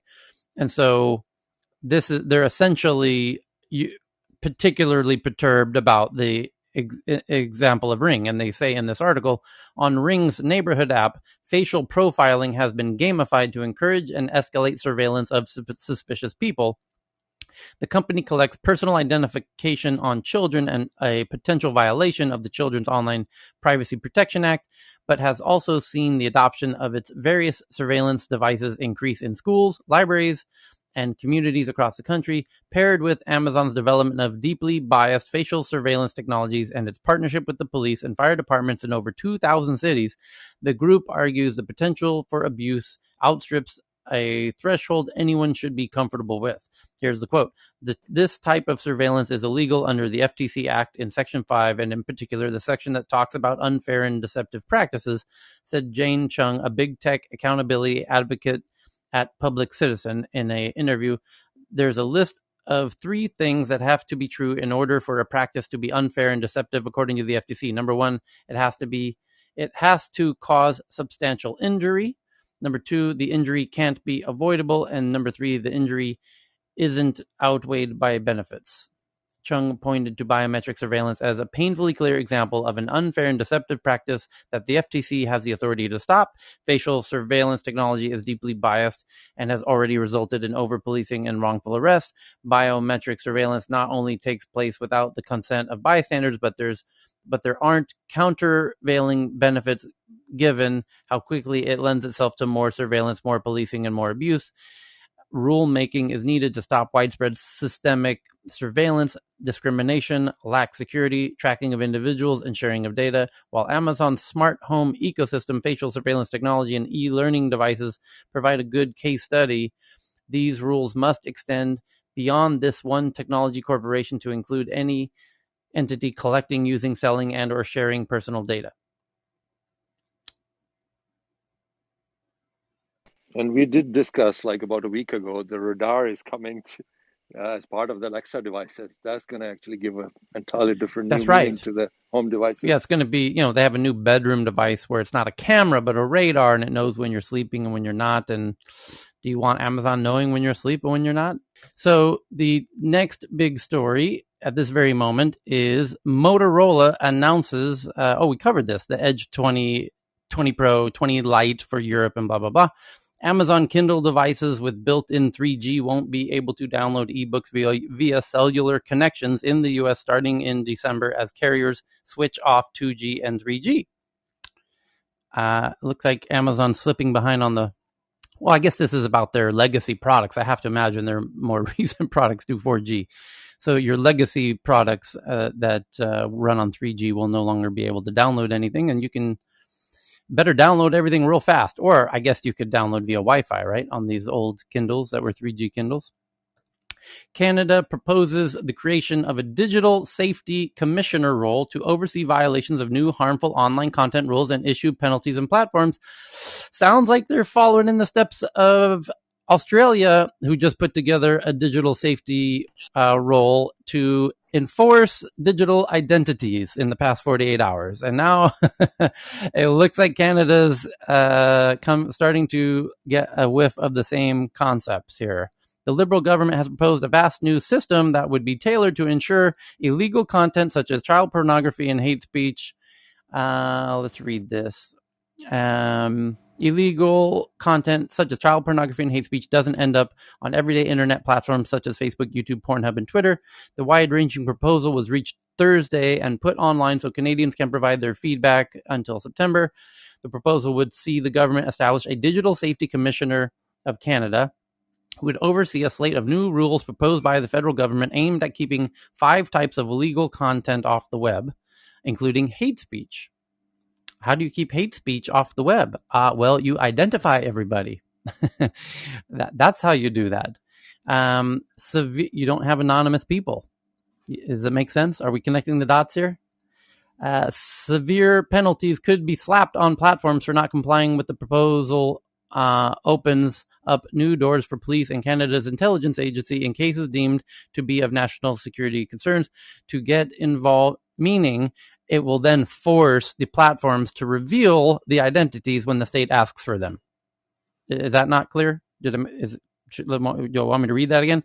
Severe penalties could be slapped on platforms like Facebook for not complying.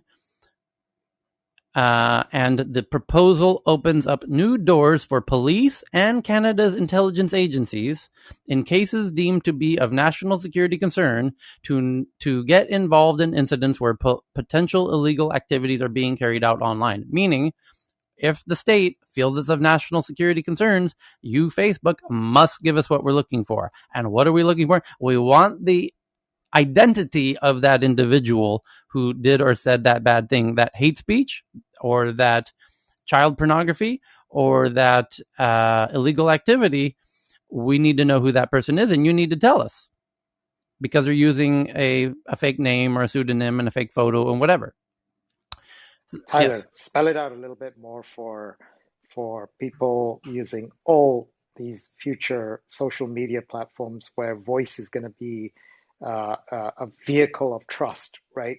Because voice, you can, and people are going to use it to organize, etc. So Clubhouse, right? So what data is Clubhouse going to want from people? What data is Twitter Spaces going to want from people before they let people on stage? And Facebook has already indicated that, right? So spell it out a Well, little more they're for making all the hate folks speech here. illegal, right? That's what this says right here, clear as day, black and white print. The proposal would see the government establish Digital Safety Commissioner of Canada, who would oversee a slate of new rules proposed by the federal government aimed at keeping 5 types of content illegal: children pornography, terrorist content, incitements to violence, hate speech, and non-consensual sharing of intimate things. So if I were to share non-consensual intimate things or make hate speech or an incitement to violence, I just committed something illegal. The state would want to arrest me. They would then force the platform to reveal my identity. The platform is not going to be able to say, sorry, we don't know who it is. And Right. So the platform's going to collect. so the platforms are going to have to. They're going to authenticate everyone on Correct. Clubhouse, right? Correct. And people have 3 accounts here. We're not People picking on sometimes Clubhouse. 0 It's but. all No, social I'm not. platforms. Yeah. Yeah. No, exactly. Tourist Spaces, you name The it, point right? is that hate speech and non-consensual sharing and incitements to violence, yeah, it could be text on Twitter or Facebook, or it could be spoken in a room like this. And now we can add Canada almost. Let me see. There's a bit more of this article. It says what we're presenting to Canadians reflects what we feel is the best way forward. We're asking platforms like Facebook and whatever to take their responsibilities in a way they haven't so far. And so I think that for the vast majority of Canadians, what we're proposing will make a lot of sense. But experts, separate paragraph, but experts who were only able to give first impressions Thursday due to the size and scope of the proposal said they had some reservations.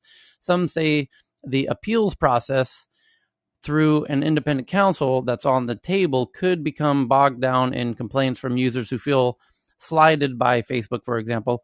Others noted the council will be making judgments on free speech issues, a move that needs to be analyzed carefully and have proper safeguards built in place, right? Because what you have to become very clear about what was hate speech or an incitement to violence when you're in a chat room, for example, and because there's a whole lot of social audio apps now.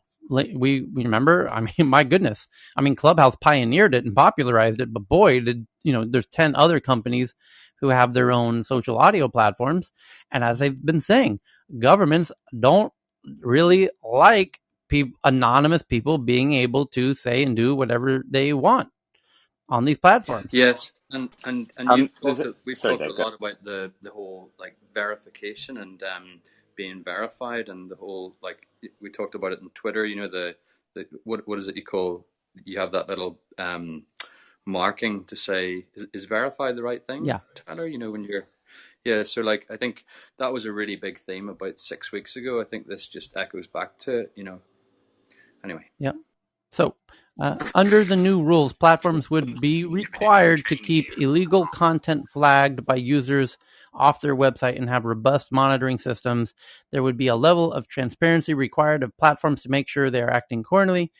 And the proposal only covers online communication services. The platforms covered would have to remove illegal content within 24 hours and follow other regulations, or they could face financial penalties such as $10 million or 3% of the platform's gross global revenue, whichever is higher. Oh, shit.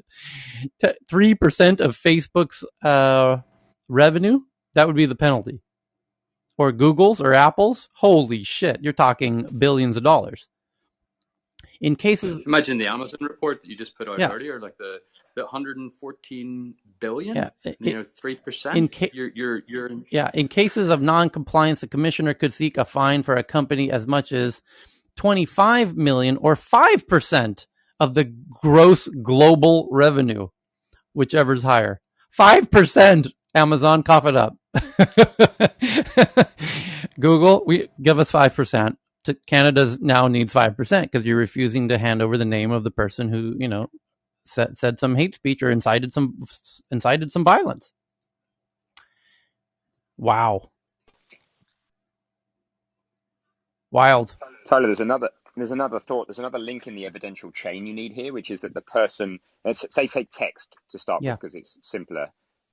You have to prove the person was that individual on the end of the keyboard. So if I'm using somebody else's login, then I'm kind of pinning it to them. But if somebody comes to me and says, "Hey, you made this hate speech on this Reddit," I can turn around and say, "Well, it wasn't me. I didn't log in." So then people have got to come along and get further evidence. IP addresses would be a typical one. Yeah. So I wonder if they're going to scale this whole thing, and not obviously with voice. You could say, well, you can hear it's their voice, but then you can talk about deep fakes, and you can keep going with the cat and mouse game. I just wonder if they're going to scale it, whose responsibility it's going to become to put that piece of the puzzle in place. Because one piece is identifying them, and the other is proving that it was that individual at the keyboard or at the microphone at the time. Yeah, the microphone's a little easier because it's their voice, but the keyboard one, they can identify people from their keyboard strokes. Which is a similar technique to identifying from the voice, but both of those can be faked as easily as they can be tested, if you see what I mean. We could be using deep fakes on here. Greg used to come on and sound like a woman, didn't he, for example? And except they know that they know where your phone was, and your phone was sitting in front of your keyboard at the time. Yeah, I wonder to what extent they do know where your phone was. That's an interesting point. Okay. Worth some thinking about. I'm not sure they can easily get access to that, but maybe. Absolutely they do. Every murder case is the first thing they look at is where was that individual's phone. They ask the phone company to triangulate on the cell towers where was the phone. Yeah, but that's massively imprecise. That's the thing. That's to within. I mean, it's fine out in a country, in a farm in the country, but in a city you're talking about. Not if you have not if your phone's connected to a Wi-Fi signal. Yeah, if they can get that data, which is not always the case. Okay, anyway, worth thinking about. Yeah. But Canada is now taking the early steps that Australia is 2 steps ahead on in the past 48 hours, where Canada made it much more explicit. You're going to need state ID to log into social networks, is the exact words. So they're very unambiguous about it. Vietnam as well says the platforms are going to have to identify people with more than 10,000 followers. And now Canada's putting together a digital safety commissioner around hate speech and incites to violence, which is going to need to have identities tied to it. Here it comes, as predicted, yet again. I told you so. So the next headline is a look at Turkey's aggressive regulatory stance towards Google, like banning shopping search ads, which some attribute to Erdogan's authoritarian leadership. The antitrust backlash against big tech is playing out in places not known as regulatory hotbeds like Turkey, which this is from the New York Times as well. So I will link this out to the Tech News Twitter account. Look like we can add Turkey to the list of countries cracking down on big tech. And Google updates its policy on that. We took you that. Pinterest misses on user growth in Q2. Pinterest is doing their quarter reports just like everybody else. The stock is down 14% as ad revenue does okay, but new usership is not. It's going down. So they've got a real problem on their hands. And then the next big article is one I shared in, I got a DM, or I got notified instantly, and I shared it with Cal during our FaceTime call yesterday. Twitter announces updates to Twitter Spaces, which will let users tweet directly from within their Twitter space. iOS users will be able to search for live and upcoming spaces. So there's now a directory of all of the upcoming Twitter Space events. Another update that makes the audio feature easier to share and discover. Now users will be able to compose a new tweet directly from the space and include hashtags in the title of the rooms, which will automatically include the hashtag when you tweet from within that room, and more moderation tools, and a directory of the upcoming events, and a search feature for upcoming events. So you can search for the word AI or VR or Turkey or COVID or vaccine or anything, and find all of the upcoming rooms about that as they continue to add more features and functions to their Clubhouse carbon copy clone. So the next article is something called VoiceFlow, a Canada-based SaaS platform, software as a service, that lets companies launch their own voice and chat bots. Canada collaborative conversational AI tool VoiceFlow announced today, raising $20 million. That lets companies launch their own voice bots. Here we go. More than 90 CEOs, including Apple's Tim Cook, Google's Sundar Pichai, Facebook's Mark Zuckerberg, urge Congress to ensure citizenship for dreamers after a judge ruled against the program. It's an American immigration issue, essentially. Singapore-based Vlad, a formerly Bank of Holders, a crypto trading and lending service, raised $25 million from Peter Thiel. LinkedIn will let most staff opt out for full-time remote work, reversing a policy from last October that would have required in-office work half of the time. LinkedIn will allow most employees to opt for full-time remote work as offices gradually reopen. So we can add LinkedIn to the list of Twitter and Stripe and others who are letting people work fully remote. And just some other ones that are happening right now that are being very popular, shared across the webs, is right here. Here we go.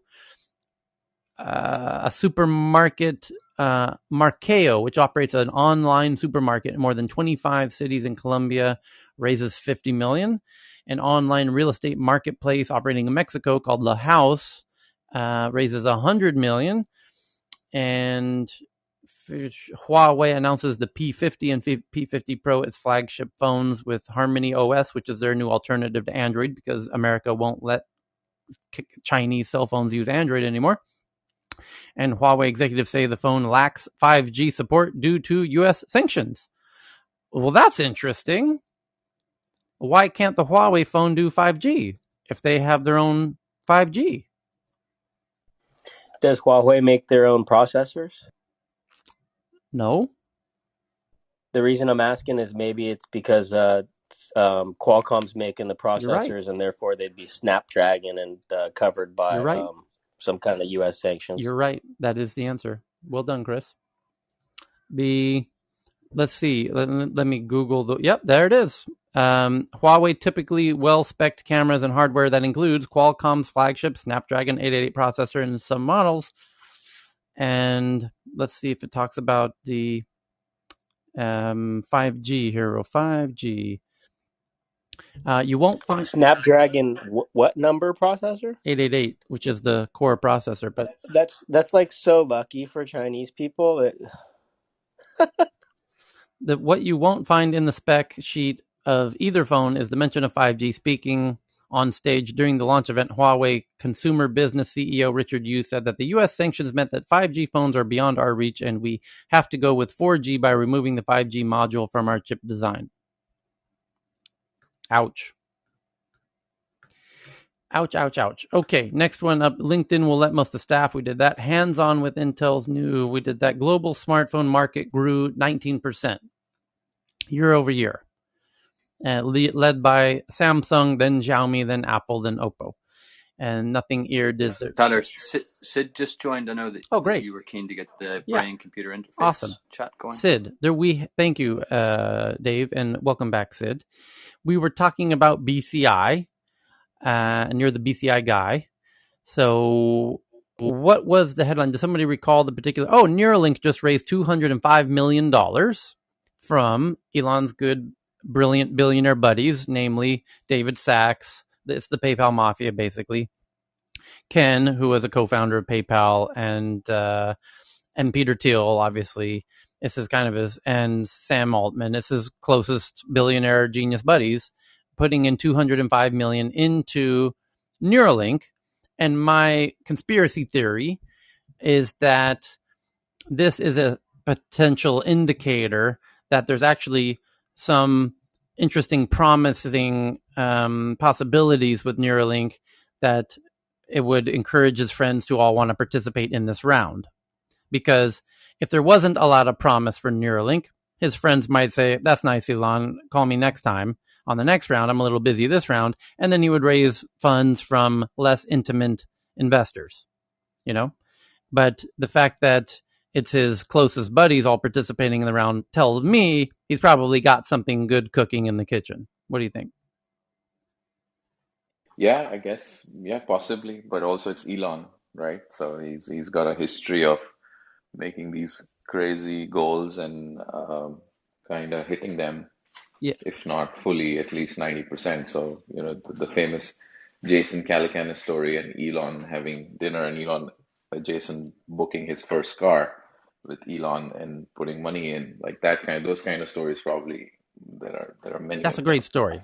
So I can share that yeah, story. that's a great story. Yeah, you can. Yeah. Sure, go ahead. Jason and I being practically brothers. So what happened was that was the Model S. So they had the Roadster, was the first car. Jason bought the Roadster, but he got number 100 or whatever.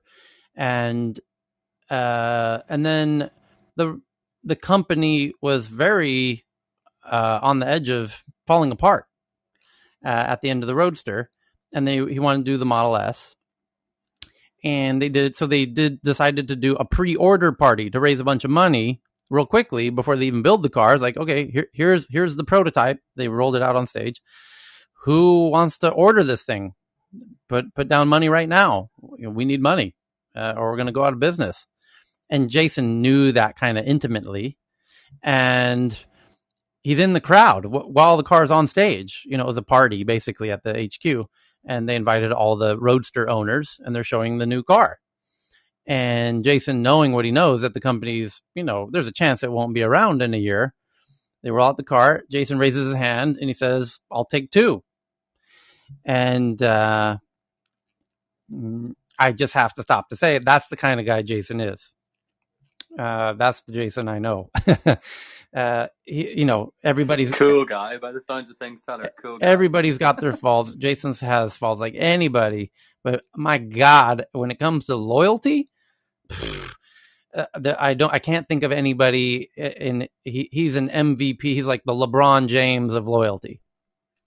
So seems like a type of guy who wouldn't, if I told him my startup idea, he wouldn't go and start something else. Well, I don't know. Just a thought, man. Just a thought. Yeah. I don't know. Maybe I'm off. No, he wouldn't. But more importantly, when he feels loyal to somebody, like he'll go down fighting. He'll risk. He'll be there. Like. And that's just a classic J. Cal movie. He's done other things like that. I think I consider him as sort of the best content creator for grown-ups. Yeah, but I mean, not TikToking and Instagramming. I'll tell you, dude, his best content is the stuff he can't share. Like, but that particular instance, he's done a lot of other things very, very similar to that only I know of, that I was intimately involved in myself. I've seen him do other incredibly similar things. For example, nobody knows this. When he was getting asked to speak at lots of events as a speaker, because he just sold the blogging network to AOL, and that was a kind of a quite a celebrated sale, back in 2006. Then everyone wanted him to speak at their tech conferences, and then he would forward all those requests to me. to negotiate. And he had as a requirement to be a speaker, the only thing he cared about was that the conference made a donation to, nobody knows this. I don't think he's ever said this publicly, to a school in Brooklyn that is specifically for essentially minorities who don't have the resources to go to a good school in his hometown of Brooklyn. He has good values and moral Yeah, standards. but and he didn't even require the, it was all recognition. Nobody do it under the background. Nobody, even the event doesn't. He didn't say the event has to make it public. He doesn't want it public. Honestly, he just wants to put money to. It was basically for the $10,000. It was he wants them to donate $10,000 because the school had a program that for $10,000 they could put a child from like first grade through high school. You know what I mean? And so every time he did a speaking gig, he got essentially a scholarship for one kid from Brooklyn who normally wouldn't be able to go to that school. That's one of the best outworkings of, when Jesus was talking about when you give, he's like, don't let your left hand know what your right hand's doing. I mean, this guy, whatever his faith, I mean, that is exactly what he was talking about. Yeah. Awesome. The other stipulation was that I would be able to join him to go to wherever the event was. So we went to all those events. I may have added that in myself, but we went all around the world. The Tyler clause. Yeah, the Tyler clause. So Tyler, was that school Brooklyn Tech, by the way? No. Nope. Okay. So. Yeah, so I just wanted to chime in about Neuralink. Sorry, we got went off topic there by throwing in an anecdote there. But I think they need more money. I think they're making progress.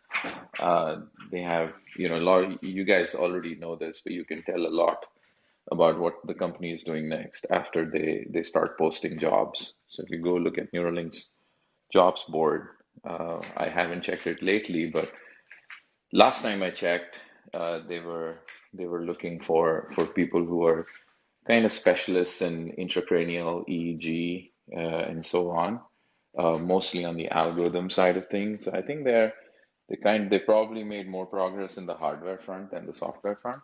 I think that is a long pole.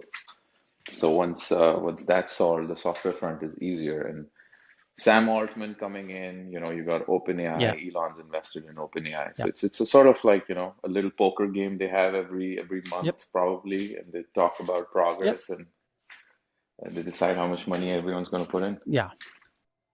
So, but my point is they're super smart investors and they're friends who don't need to invest to get more friendly with Elon. So they're investing for its own merits is my point, which I'm really curious what the latest is, in terms of the excitement behind it. They're not publishing any work at any conferences. No, of course. So that's a good sign and a bad sign. Yeah, and they're not going to be able to patent anything, essentially.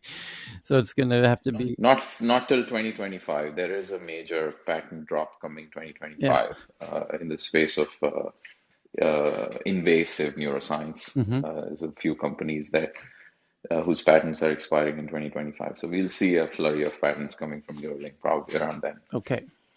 So let's get back into the headlines. Hey Tyler, just quickly, David has joined us. David, David, by the way, David Chang just joined us. By the way, just as I think it's worth hey David, how are you, man? Yeah, just to remind this community, because we've got a lot of new people here and on the stage, and for the last 4 or 5 months, David, follow David. You want to understand anything about China at a depth and at a level of credibility and a level of authenticity and a level of reality and absolute and balance, and thanks Cheryl, and no fake and humor, and I would even say this is your man, and with humor, even yes, and he's in many clubs. He collaborates with Justin on the political club. A real complete co-founder of this and the reason this room, if you the like, reason right? So the reason Cal feels so compelled to promote you people following David, and I would say the same as Sid, but specifically in the case of David, it's because as brilliant as David is on stage, he's even more brilliant with the stuff he can't say in our DMs that he sends to Cal and I with. So that's why you're hearing Cal go above and beyond in his affection for David. I feel. Cal, Yes. you're very, very kind. No. I'm so sorry I've been Respect. so busy the last month and a half, but whenever I can, I try to pop in and pay my tribute to both you and So Tyler. David, Yeah, and just for one quick thing as a reminder, we talk about Bitcoin mining and stuff because a lot of people are new. They're churning over here. I just want people to understand that there are people here that are just amazing, and they've been amazing contributors over and just partners.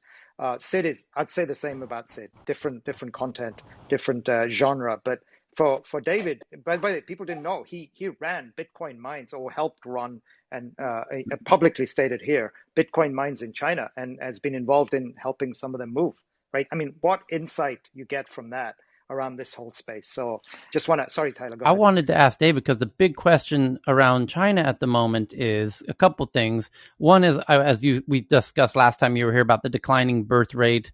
Clearly, Xi Jinping takes that incredibly seriously and is going to do whatever's necessary. We saw a headline when we met last time 12 hours ago that they're now going to have a $700 subsidy for second and third children. So now essentially, I think they're just going to continue to do whatever is necessary until people start having kids again, right? And that means, and this is the people in China, as much, I think there's a huge misunderstanding going on at the moment where they're cracking down on ed tech and because the ed tech companies are making billions of dollars. And it turns out that people outside of China are like, oh, this is anti-capitalist and you're killing, what are you doing? This is so stupid. You're killing your ed tech companies, blah, blah, blah, blah, blah. Little do they know that Chinese people on the ground inside are applauding this move because this is a huge friction to having kids and growing family sizes. And I think the next step is going to be around housing, because housing is also a real friction point in having bigger families, because it's as we've said, the inner city housing is just astronomically expensive and cost prohibitive to growing a family. So we're going to continue to see moves made, regulations, if you whatever you want to call them, or incentives like this subsidy of $700 or whatever, until the birth rate improves or increases. And I'm curious, what do we think those other moves might be? Because if we had known they were going to crack down on ed tech, boy, could we have made a lot of money in a short amount of time.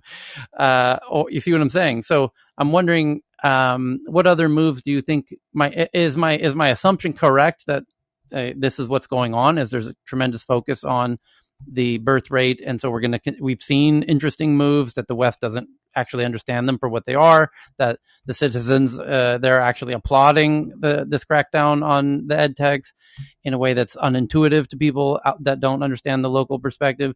And will we continue to see more moves, and if so, what do we imagine they might be? Well, I think I was just talking about this with a friend a couple of hours earlier. I almost want to make a reference, I guess, to the current leader, to someone like Caesar, for example, right? While not totally popular with the wealthy and the established elite, if you will, but highly populist in many of the policies. And I think for the masses, certainly edtech has been a tremendous burden. And then I think we talked about this a few days ago.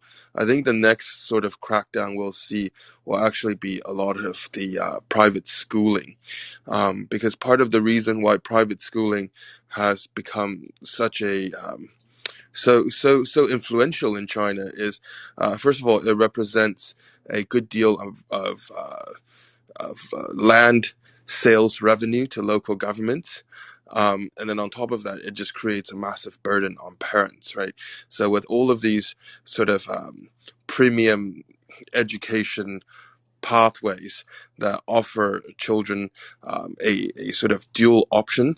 So as we know, in China, I think it's called in English the National College Entrance Exam.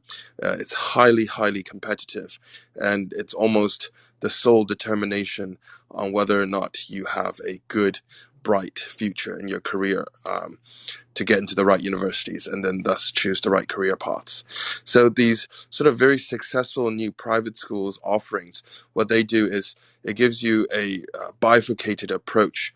While it prepares you for a local curriculum, it also allows you to have the option of going to a university both in the US and Europe. But as a result, there's an incredible premium that's being paid on many of these schools. And then the land sales for building these schools then generate a lot of revenue for local governments. So I think if we see a big crackdown on edtech, I do think this is probably the next thing that we'll see the government putting a very heavy hand on. Right. Because just because of how prohibitive it is for parents to have more children, because how much they have to pay for getting into these schools. Yeah. Is there? I don't imagine any of those big private schools are publicly traded outside of China, I guess. I will have to look this up, but one of the biggest ones was listed in the U.S. Over a decade ago. It's called New Oriental. I believe the U.S. ticker is EDU, very aptly used. Dude, check this out. Check this out. It just happened again. Google, I just typed in the words new and the letter O, and Google just showed me New Oriental Education stock in Hong Kong, HKG, with the latest stock price down 8%. All I typed in was the word new and the letter O. And tell me Google's not listening to this conversation.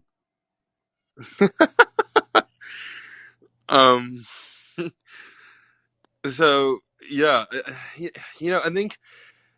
I think that's one sector, and then the next one, exactly like what Tyler said, will be real estate. And the problem with real estate, which is why the government has been much more careful, or not as sort of painting in broad strokes, if you will, on real estate. Wait, hang on. So this New Oriental Education Technology Group traded in Hong Kong.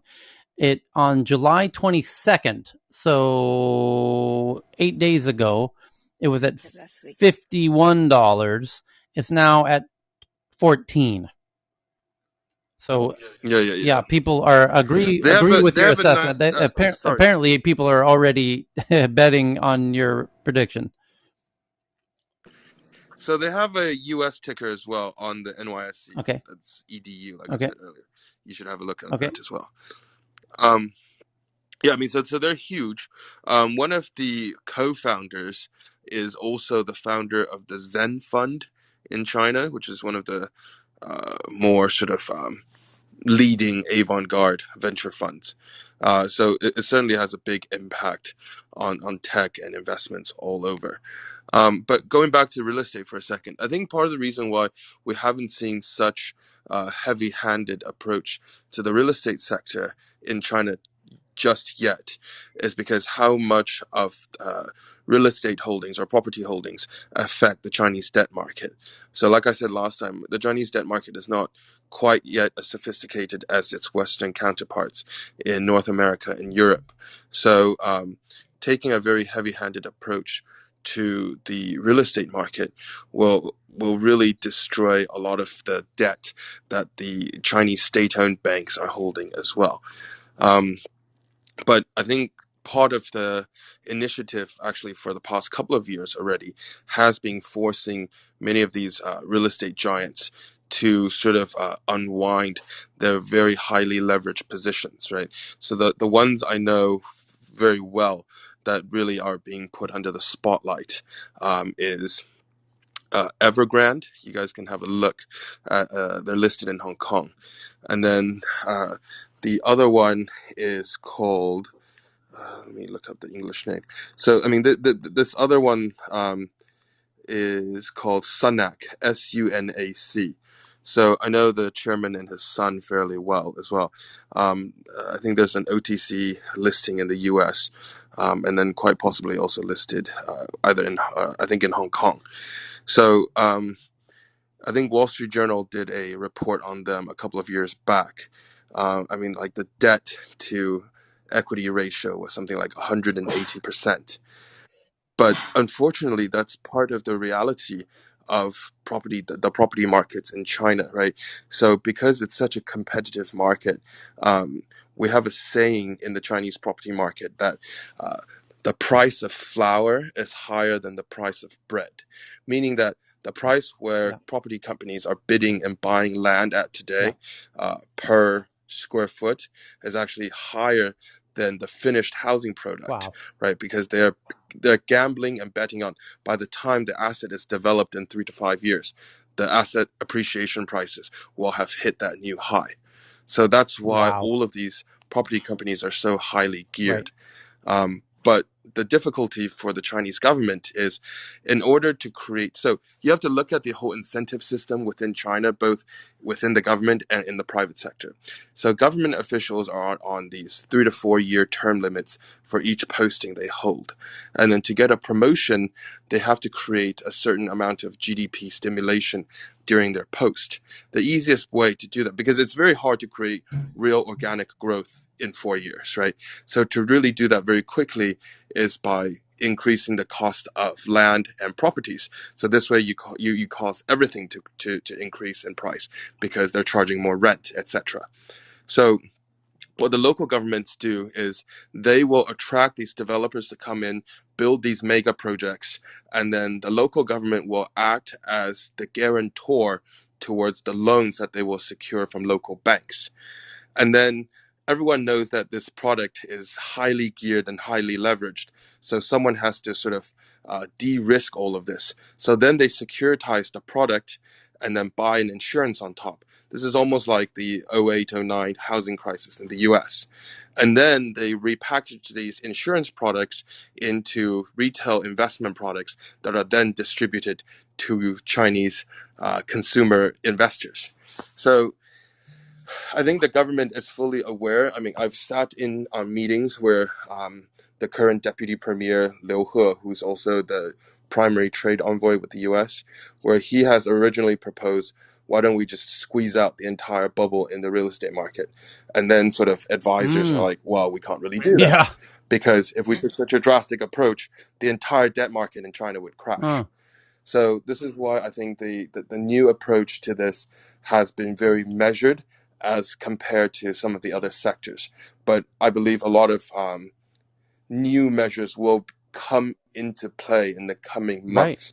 So perhaps something to look at, and definitely perhaps a few companies to short, right? Because Evergrande up till recently was still issuing corporate debt notes for 17.5%. I mean, wow. Which means you've got to be making, 20% profit, right? And I think that's pretty tough for them even now. And a lot of what they're doing recently is just increasing the market cap of the company by doing shit that's totally nonsensical. So they're like building electric vehicles. I mean, the largest property companies in China launching an electrical vehicle company is just nonsense. But that's just sort of increase their balance sheet so they can, at least on the books, lower the debt percentage they have, because the government has been trying to set new debt ceilings for these mega property companies. And because they're going, well, to your point, they want to go where the state is interested in growing. The state's interested in growing EVs. Okay, great. Yeah, we'll get into that business. Fine. Investors are willing to invest. Here we are, where we're doing EVs. And by the way, Singapore has a headline right now that China's housing crackdown nod to Xi's new priority. And this is from today. It says, after years-long campaign to tame property prices, China is upping the ante to break a stubborn cycle of gains that made homes increasingly unaffordable.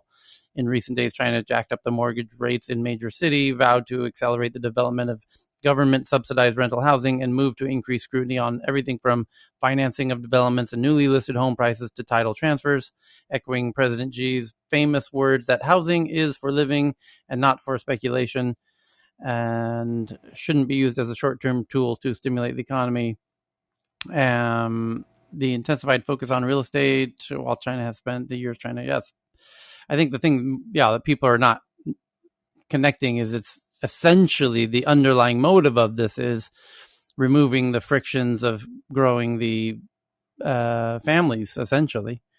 So it's a really interesting cultural context, but it means that this is not limited to just cracking down on housing for no reason or cracking down on edtech for no reason. There's an overarching motive that will continue for the foreseeable future, potentially for years, and it's going to be very interesting to see, what industries get boosted and beat down accordingly, or which policy changes happen and how that can move markets in huge ways. That's what's so interesting is these changes have caused, in the case of the ed tech companies, just tremendous price swings, which I would love to be on the right side of if we can get into some kind of prediction of.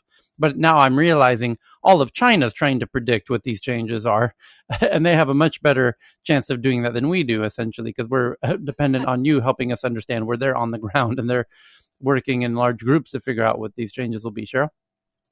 I have a question for David. I'm not sure whether this is going to happen. Of course, we know that there are many overseas Chinese students that are facing a lot of discrimination overseas now. That's what I heard. And but from the Chinese point of view, the CCP, will they also be wanting to retain their talents within the country?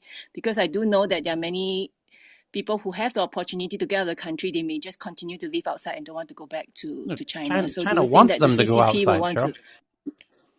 Yeah, I agree with Tyler on that point.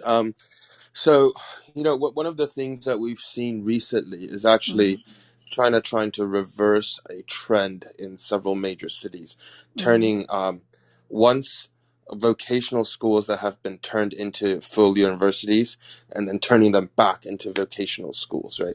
I think not only in China, I think globally we're seeing this. Now that I'm in the US building out our mining facilities, I think this is sort of a global problem that there are so many university grads that have, and I don't mean to insult anyone, but have no real life skills, right? Nothing that they can actually add value to other than like write a bullshit PowerPoint, you know. And certainly I think China totally realizes that, and that's why they're turning back so many of these the schools that have been upgraded to universities back to vocational schools. Obviously this is causing a lot of friction locally as well, because for parents and the students alike, right, to them, if they're going into a university, they know that these are the clear exit career options. But to sort of turn back this decision, that further limits what they can do. Not necessarily because the pay is that much worse, but because of the perception of prestige obviously is much lower. But that's why I think there's, like Tyler said, an encouragement for a lot of students to go abroad. Because certainly even within the university programs, I think in the West, there are a lot that have, at least at this point, better practical applications and education opportunities than what we have in China. Because unfortunately, China is obviously still still an emerging power with a developing market. So there just aren't as many good universities as there should be to support the massive population, right? And unfortunately, they're funded completely by the government, unlike the West, where actually the best universities are actually privately funded. One more. But I'm not sure about within China itself, is there an issue whereby the talents don't come back, like 人才外流? I think in the past 10 years, we've seen a much bigger return of talent than an exodus of talent. Nice. Just because of how much funding there is in local markets. And I say this again, like I did last time, right? Which is one of the most interesting thing is even when I look at a lot of the funds that we deal with, while the LPs are still primarily European and American. So, in China, for example, the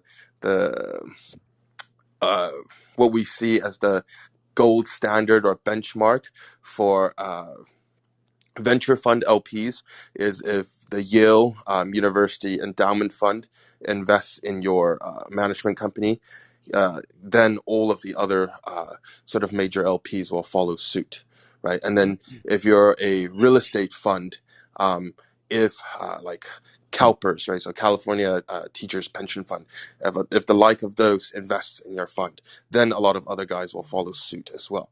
So most of these funds are still Western capital backed.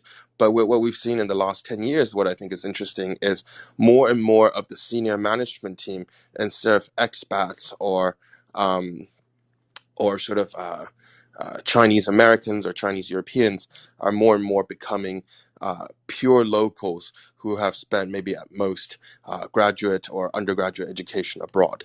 So I think in terms of what we see as an emerging market, um, uh, situation, it's definitely a healthy growth on the right track, Okay. because this means the best paying jobs are providing more and more opportunities for locally bred and educated, even if they go abroad for tertiary David, education. one other point I want to So raise can while you're here. There's headlines in the past 48 hours, such as, I'll just read a few of them. China's plan to nationalize private companies' data, meaning the big tech companies. They want to nationalize the data to use it for some grand scheme, ostensibly. China's tech crackdown may mean nationalizing data, is another outlet. It's a very similar headline. Bloomberg says Xi's next target in the tech crackdown is China's vast reams of data. And New York Times, what China expects from businesses' total surrender of their data. With, in effect, data nationalization, according to the New York Times.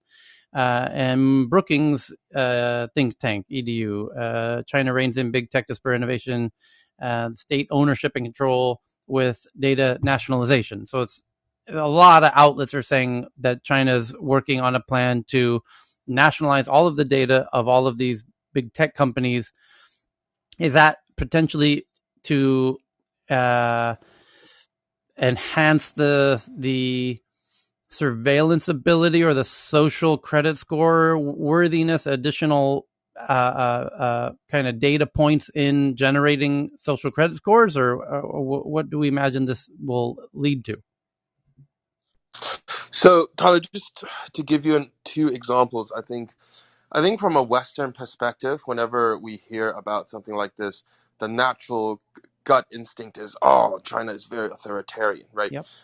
Obviously, there's no fantasy in my mind that the state wants more control, but at the same time, the, this is the other side of the token I want to offer, I guess, everyone who's listening, which is we were pitched by Baidu's food delivery service several years ago. So they were for a while the third largest food delivery in China, behind Meituan, which is backed by Tencent, and then Ele.me, so A ELEME, quick, which is backed yeah. by. Can you make a quick comment? Why Yeah. did they crack down on Meituan like 24 hours ago or 48 hours ago?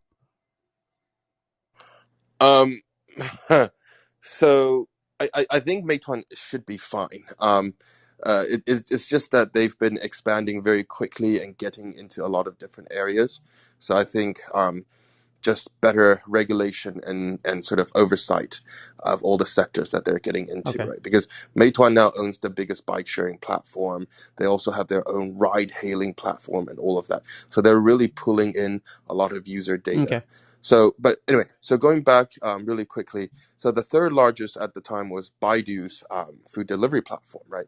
So when they pitched our family office, what they said in terms of what they did with data is pretty, it's very brave new world kind of knowledge. So, for example, they said they will determine where you live by because if you install their app, it's almost like a Trojan horse into your phone, right? So they'll determine where you live and where you spent the most amount of time at night, and then by that and other metrics that they can record from you, they will determine how wealthy you are on their own internal scale of say 1 to 10.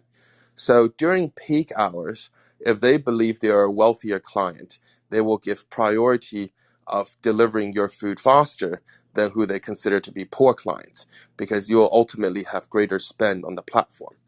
Meaning, if they're taking a percentage cut of each total order, they'll get a bigger cut out of your order. And then they said they can also determine by which sort of car maintenance shops you visit the most, and even how fast you accelerate based on your GPS and your phone, with 60% accuracy, the make and model of your car. And then that will further enhance their metric of whether you're a wealthy or poor person, and then further determining whether during peak hours they should give more priority to your order or sacrifice your order. So I think, obviously, fairly irresponsible use of data. To the point where it's overly sort of capitalistic and commercialized, and things like that obviously concerns the state very much, right? And then the other example I wanted to offer is what Alipay has done.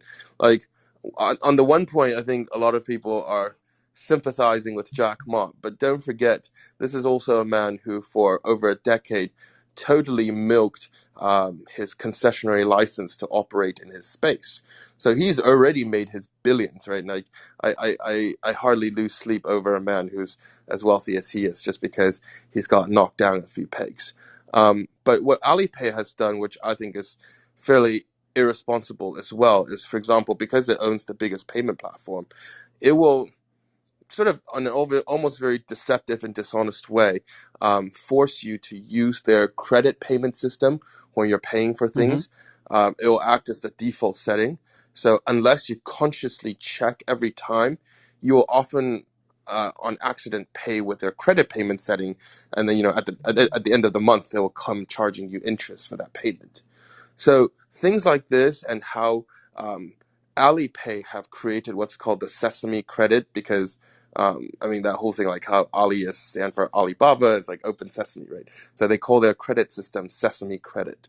They've built their own entire credit system, credit rating system, sort of without any government's oversight, and then gathered personal data, and then sold it to lending companies that they then in turn own and invest into, right? And then a lot of these actually went public here in the US as well.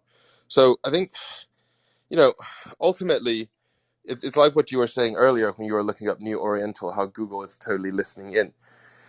Is it really better? And I'm not making a value judgment. I'm just offering this as a rhetorical question. Is it really better to have a big corporation or a big technology be owning and handling and then commercializing our data, or is it better for the state to have it? I don't think there's a better option. It's just, in different sort of governments and different political settings, some governments like the US are probably more okay with big tech owning much of that data, whereas in a system like China, that's definitely a red line for the government. Right. Thank you for that. And Tyler, can I give you a logical explanation for that search? Yeah. I think it was just really widely searched because that stock tanked. Because, for example, let's talk about New Orleans right now, right? That would be a logical, widely used search. And if New Orleans pops up, then we know there's something funny. Yeah, could be. So especially people in my profile who do stock trading. Yeah, it's a combination of profile and other people like me are searching for that thing. Yeah, you could be right. So the next thing we do now is go through all of the fantastic tweets. And boy, do I have a whole mess of tweets to get through. So before I get through them, and we're going to blast through these and share them to the Tech News Twitter account in real time, so you can pick your favorites and read them and share them and like them and whatnot. And do follow the Tech News Twitter account, because we not only do we share tweets, we share when we're going live in different rooms and all that kind of good stuff. And we have merch, by the way. Oh boy, do we have merch. A lot of people sharing. You can see the merch that people are buying at the top, the pinned tweet at the top of the Twitter account. So it's at TNATW. You can see that above my head here in my photo. And now let's get into the tweets. But before we do, is anybody? I'm now 2 hours behind. So if you've tweeted in the last 2 hours, I've not seen it. If you tweeted more than 2 hours ago, I've seen it, and I've cherry picked out my favorite. About 60 right now that we're going to run through. But is there one that somebody feels is particularly newsworthy at the moment? Before we jump in, okay, let's jump in. Let's do it. So at the top, I've got, in no particular order, random order, Snapchat pushed 3D avatars on Android. So not to everybody yet, but to a lot more. Yep. Sorry, Tyler. Yep. I wasn't close to my mute button. Facebook is coming out with some smart Ray-Ban glasses. Yeah, we're going to get to that one. Okay. And then Snapchat has a 3D avatar now. And that's because they're going big into AR. And you can see this. I just tweeted it out. But you create your own 3D avatar because we're going big into AR, VR world where you're going to need a 3D avatar. And that it's a photo ain't going to cut it when we get into VR and AR. So now you know why they're doing that. And then this one from Nalormi from thehindu.com in India.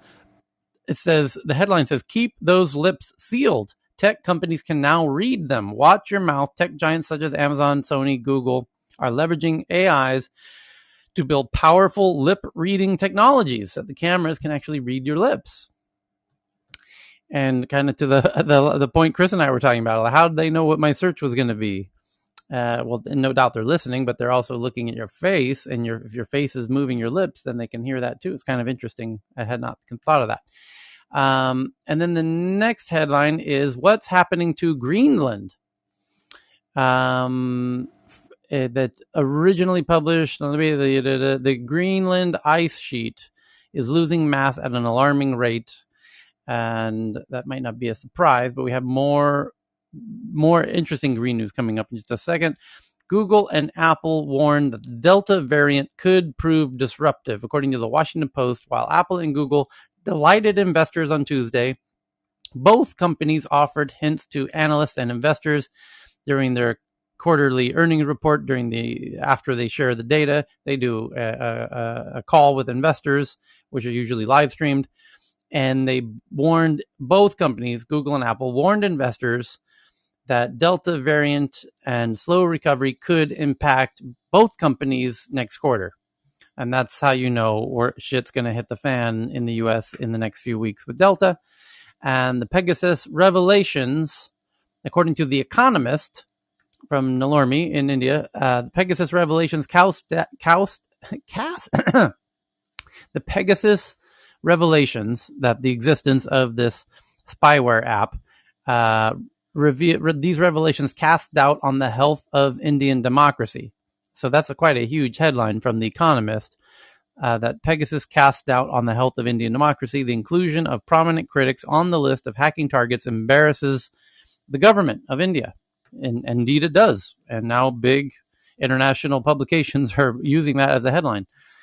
And thousands of scientists warn that climate tipping points imminent, and they're even starting to use the word ecocide. Researchers say overexploitation of the earth has seen many of its vital signs deteriorate to record new levels. That's coming from Al Jazeera. So this message is now being reported kind of globally from publications everywhere, even the Middle East. Enough ice melted in Greenland in a single day to cover Florida in 2 inches of water in one day. That's how much ice is melting in Greenland. That's phenomenal. So, Facebook's Ray-Ban smart glasses will likely rely on your phone to work, is the headline. And Facebook's Ray-Bans might be powered by a smartphone. Obviously, they will, because Ray-Bans are incredibly light, so the computation has to be happening somewhere. They'll probably have the camera inside of the Ray-Ban sunglasses, but that camera just connects to your smartphone via Bluetooth, and your phone's actually doing all of the computation, basically. Details on Facebook's upcoming Ray-Ban smart glasses are scarce, but the company confirmed they'll use an external display, like your smartphone, essentially, and battery, obviously. And then the Jetpack Man is back, and you have to see this guy flying around like a Marvel comic book character, adding to the flying mystery over LAX. A fourth sighting of the Jetpack Man has been reported near LAX. It might just be a drone, but it looks like a man in a suit standing on a device flying around LAX, and it's driving people wild. and you can see. I don't want to libel or slander anybody, but wasn't that guy hanging out in here a while? The flying car guy? He was rumored to be potentially the Jetpack Man because he happens to be near there geographically and happens to be very engaged in these types of activities.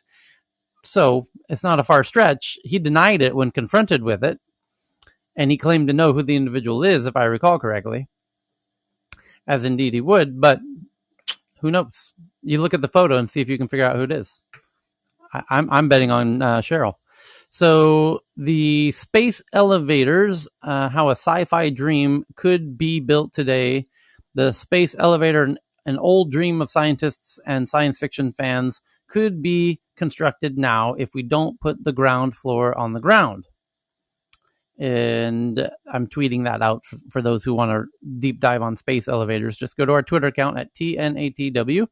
Elon Musk now explains how non-Tesla cars will use superchargers, which is fantastic, by the way, because they've built the world, this massive, if not the world's biggest EV car charging network. And why not let other car manufacturers take advantage of that? Where he says the biggest constraint is time. At what may have been Tesla CEO's final quarterly check-in, the electronic vehicle evangelist delved into details about eventually sharing Tesla's supercharger network. Last week, Musk tweeted about opening up the exclusive supercharger network to other electric vehicles. Supercharging has only been available to Tesla owners. During Monday's second quarter earnings call, he spelled out what this change could look like in the near future. Where oh man, Mashable really screwed up this article. The tweet is unreadable in here, where he says it'll be a matter of just downloading the Tesla app and heading to a Tesla charger and plugging in, even if you're riding in a Nissan Leaf instead of a Tesla Model 3. So that's it. You just have to have the Tesla app.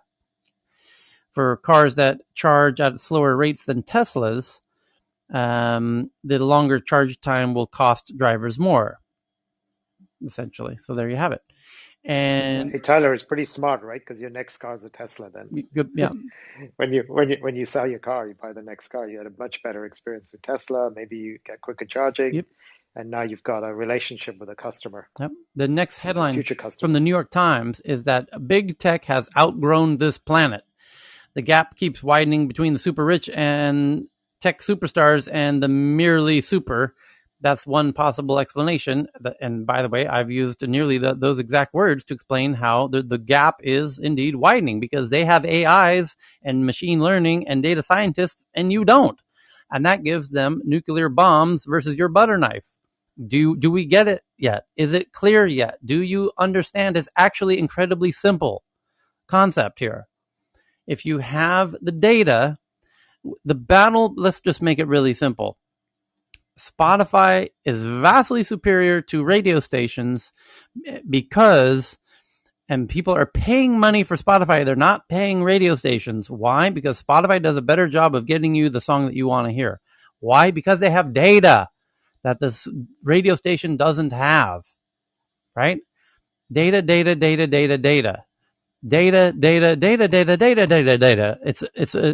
the differentiator. And there's different degrees of data. And there's different degrees of being a master of data, just like Kung Fu. You start off as a white belt, and then you can become a black belt, and that's a data scientist. And if you've got all the ninjas, and you've got all the black belts with all of the data, you're going to kick ass over anybody else. Asymmetrically, exponentially. And that's why these data companies can go into any industry, like medical, like education, like anything they damn well want, insurance, and just kill everybody instantly. Like whatever country invented the machine gun went in and just wiped out everybody. Like whoever invents the nuclear bomb goes in and wipes out everybody. It's just not a fair game anymore. Like when whoever got the first fiberglass tennis racket wiped out everybody with wood tennis rackets, but times 1,000, times 1,000,000. Is it clear yet? Data is the key to this, and data scientists is the key, and AIs is the key that gives them an asymmetrical advantage. And that's why big tech has outgrown this planet. The gap keeps widening between the super rich superstars and the merely super. Because, but why? How can you do this article, New York Times, and not point out to the fact that it's due to the data and the AI? Come on, guys. Come on. So the next article is the carbon calculation. How many deaths do emissions cause is the question. A new study looks at the mortality cost of carbon, lives lost or gained as emissions change over time. A new study looks at the mortality cost of carbon. Does it give the actual answer of how many deaths we can attribute to carbon? We don't know because the New York Times is paywalling this particular article. And but I will leave it to anyone who wants to try and jump around the paywall. We'll tweet this one out for your convenience. You're very welcome. And the next article up is, I just tweeted that out. Okay, next one up is New York City brain computer startup announces FDA trial before Elon Musk. Synchron's devices could help paralysis patients control computers with their thoughts with a cable into their brain, as we've talked about. It's called brain computer interfaces, BCI. It's a huge new area. It's just starting. Back, remember, like when the computers were going, we're like at that stage with the BCIs, but in 20 years, you'll be connected to a supercomputer into your brain, and you'll be playing chess better than any chess grandmaster, and yada yada. So, thieves are stealing California water. Everyone's figuring that out. BBC says that Didi, the Chinese ride-hailing giant, denies plans to go private, as was rumored yesterday, and has denied a report that it was considering going private to appease Chinese authorities. They're outright saying that's not happening.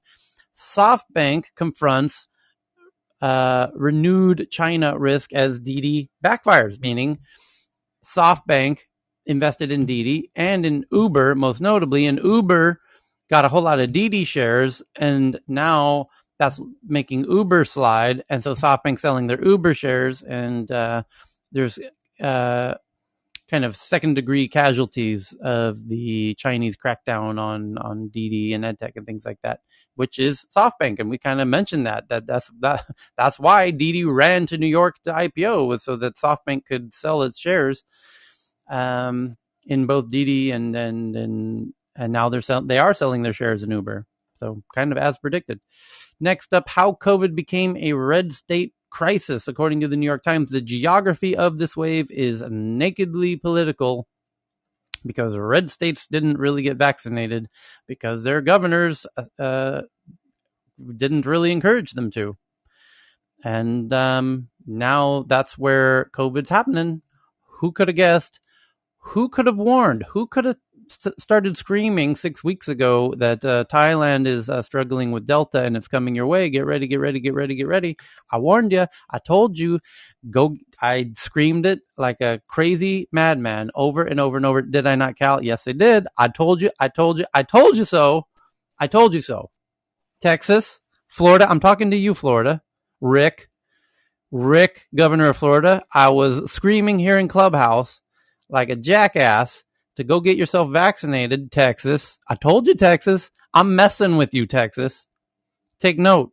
I said it's coming. I told you it's coming. I told you weren't vaccinated. I told you you're running around playing bowling, licking each other on your faces. You're going out and eating barbecue brisket together, sharing your brisket ribs, and now you're getting Hey, Delta. there was news, by the way, in the last few hours you probably haven't seen because it was like literally breaking here in LA or in the real time at the time that the CDC has released a document that the Delta variant is as contagious and transmissible as the chicken pox. Yeah. Yeah. Just saw that. Yeah, and Tyler, Yeah. I just wanted to say I've just tweeted it. Really worrying signs. Unvaccinated mothers to be and babies are at a much higher risk of severe COVID. It's just been released I by just retweeted Sky it. News. Yeah. And it says about 1 in 10 pregnant women admitted to the hospital with symptoms of COVID required intensive care, and about 1 in 5 gives birth prematurely. So thank you for that. And the next big article from Evan, new swarming capability planned for the VBAT vertical takeoff and landing drone. You got my attention. What is that about? It says, let me retweet that out right now from Evan. So that's now the most recent tweet from the Tech News Twitter account. And it says the VBAT is getting a revolutionary AI brain, swarming capabilities, and there are plans to increase the drone's ability to work without GPS. And this is a really wild looking device, like nothing I've ever seen before. The VBAT into reinforce Shield AI is the company will integrate its combat-proven autonomy software HiveMind into the VBAT, reinforcing Shield AI's leadership position in defense-focused edge autonomy. So this is kind of defense military drones. The acquisition of Martin UAV complements deliberate strategy to integrate HiveMind. Artificial intelligence firm Shield AI will pair its powerful autonomy technology with the VBAT drone, which takes off and lands vertically without the need for special infrastructure, potentially leading to a significant leap in unmanned aircraft's capabilities, including the ability to operate as a part of a swarm. The VBAT has already been tested extensively by numerous branches of the military, and this latest news could signal that its role is set to grow as a versatile platform perfect for expeditionary missions, to hunt down bad guys, during war. But the size of this thing is quite small, actually. And it's a vertical takeoff and landing drone. It's wild. You got to see it. And I just tweeted it. And there's a video. I see. Yeah, it takes off straight up like a rocket, then turns over and then flies like an airplane. It's never been a good bet against the military-industrial complex in America, but it actually might not be as good of a bet as it used to be. Shield AI. Like there's all these little things that like you can beat. Like I have friends that have been working for like 10 years on the autonomous drone that the military's working on, and that was brought down by Iran. And like now you have like these drones that cost $50. Yeah. So let's get into the rest of the headlines here. We got a whole lot to get through. GE, another one from Evan. GE made an earthworm robot that you can now see a photo of. It's a robot that can dig through the earth. There you go. Hyundai and LG partner to invest $1.1 billion in Indonesian battery plant because Hyundai, again, Hyundai's got to do EVs. They all have to. They don't have a choice. Customers want EVs. Government want EVs. So the car companies have to make EVs. Here's the problem. The car companies themselves, the combustion engine teams have way too much political power. That's why they've been lagging behind. That's why Tesla didn't have that problem, and they were able to just run willy-nilly while everyone else was refusing to go to the gym, and Tesla started the marathon, far early. Everyone else refused to even get into that race because the combustion engine team said, we're not going to do that. And now they have to do it. And now they have to figure out how to do batteries. And that's why LG knows how to do batteries. And that's why Hyundai is partnering with LG to make batteries. But it's expensive to do that in Korea. So they're doing it in Indonesia, which is the right place to do it. And because they've got a lot of the core minerals needed for that. And it's much, much cheaper to do things there. And so they need $1 billion to build a battery plant to build the batteries for their Hyundai EVs. There it is. It's identical to what happened with Northvolt and the German car companies, where Northvolt built a factory in Sweden to make batteries for the Germans because they don't know how to do it. They didn't want to do it. They have to do it. It's not a choice. Toyota's got the same issue. All the car companies have the same issue. They now have to do EVs. They have to partner with other companies that know how to make batteries. They have to raise $1 billion to build a battery factory to make the batteries for their future EVs. And now Hyundai is doing it with LG. Makes sense. They're both Korean. But they're doing it in Indonesia because it's way cheaper, and you can do a lot of crazy mining stuff there that you probably can't do in Korea. So Tesla updates, adds Disney streaming to their content. So now you can stream Disney Plus to your car, to your Tesla, along with Netflix and Apple TV and everything else, because your car is going to become an entertainment situation, because you're no longer going to be driving the car yourself. And Tyler, yes, there's a very interesting strategic piece to that too. Mm-hmm. And I think the moms or the dads in the stage are going to get it, and Chris might actually comment on it. If you put Disney Plus in the Tesla and the kids are driving you nuts, you could have the kids watch Disney Plus, but then you could also get them to like all that fun stuff that you could sell to them. So then they could drive you more mad, because now they're seeing the toys and everything that they want while they're riding in the car. They'll keep quiet, but they might cost in consumer products. Yeah. That's actually the thing of advertising, is that most of the time it's subliminal. Most of the time it's embedded inside the actual movie and film. It's not always usually so obvious. It's actually subliminal. It's neuromarketing. Yeah.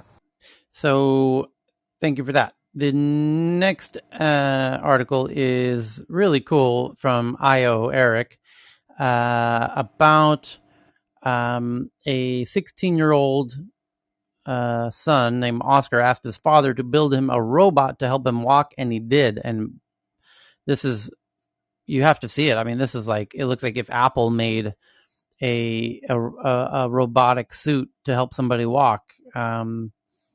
This guy clearly has incredible chops. You have to see this thing. I just tweeted it out. So now his 16-year-old can walk because he's got this robotic support system. It's really wild. And here's one about the war has changed. According to the Washington Post, internal CDC document urges new messaging and warns, about COVID spreading like chickenpox. And then, so that's that article, what we kind of just talked about. And then there's a lot of people tweeting this one in today. Scarlett Johansson files a lawsuit against Disney. The company fired back against Scarlett Johansson. It's all about Black Widow, the movie. And basically, she's claiming in her lawsuit that the studio, Disney, basically prioritized the movie on Disney Plus, the streaming, rather than in the theaters. And why does she care about that? That's not her lawsuit. I know the case pretty well, Okay, Tyler. go ahead. Her lawsuit is under her deal. They were supposed to only really do a traditional release into theaters, because she's got a back end deal that says I get paid X percent based on the box office, and she's basically saying the box office number got diluted because they did a simultaneous release on streaming. On Disney Plus. This is my point. On streaming. Precisely my point. Though. Yes. Yeah, my point is this.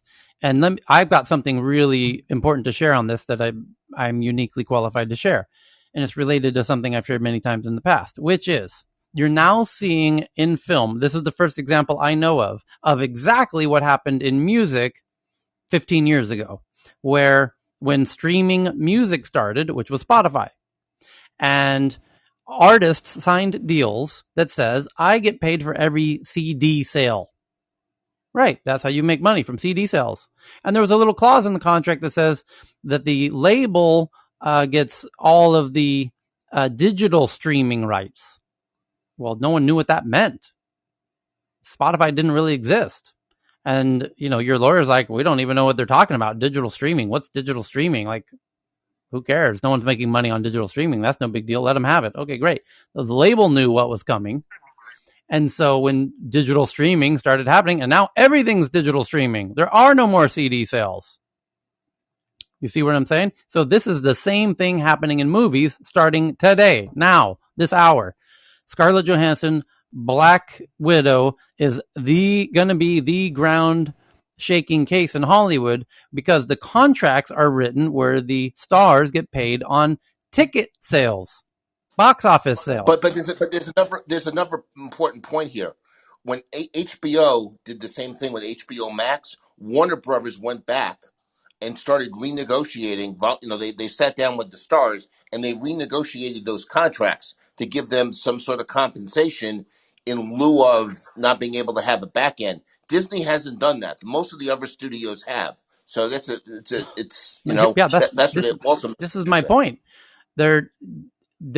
Hollywood might do to Disney very specifically is doing to their actors what record labels did to their artists, That's correct. which is it's incredibly analogous, and it's very, very unfortunate. And so now they got the benefit to the actors is they usually do deals on a per movie agreement. The contract is for a movie.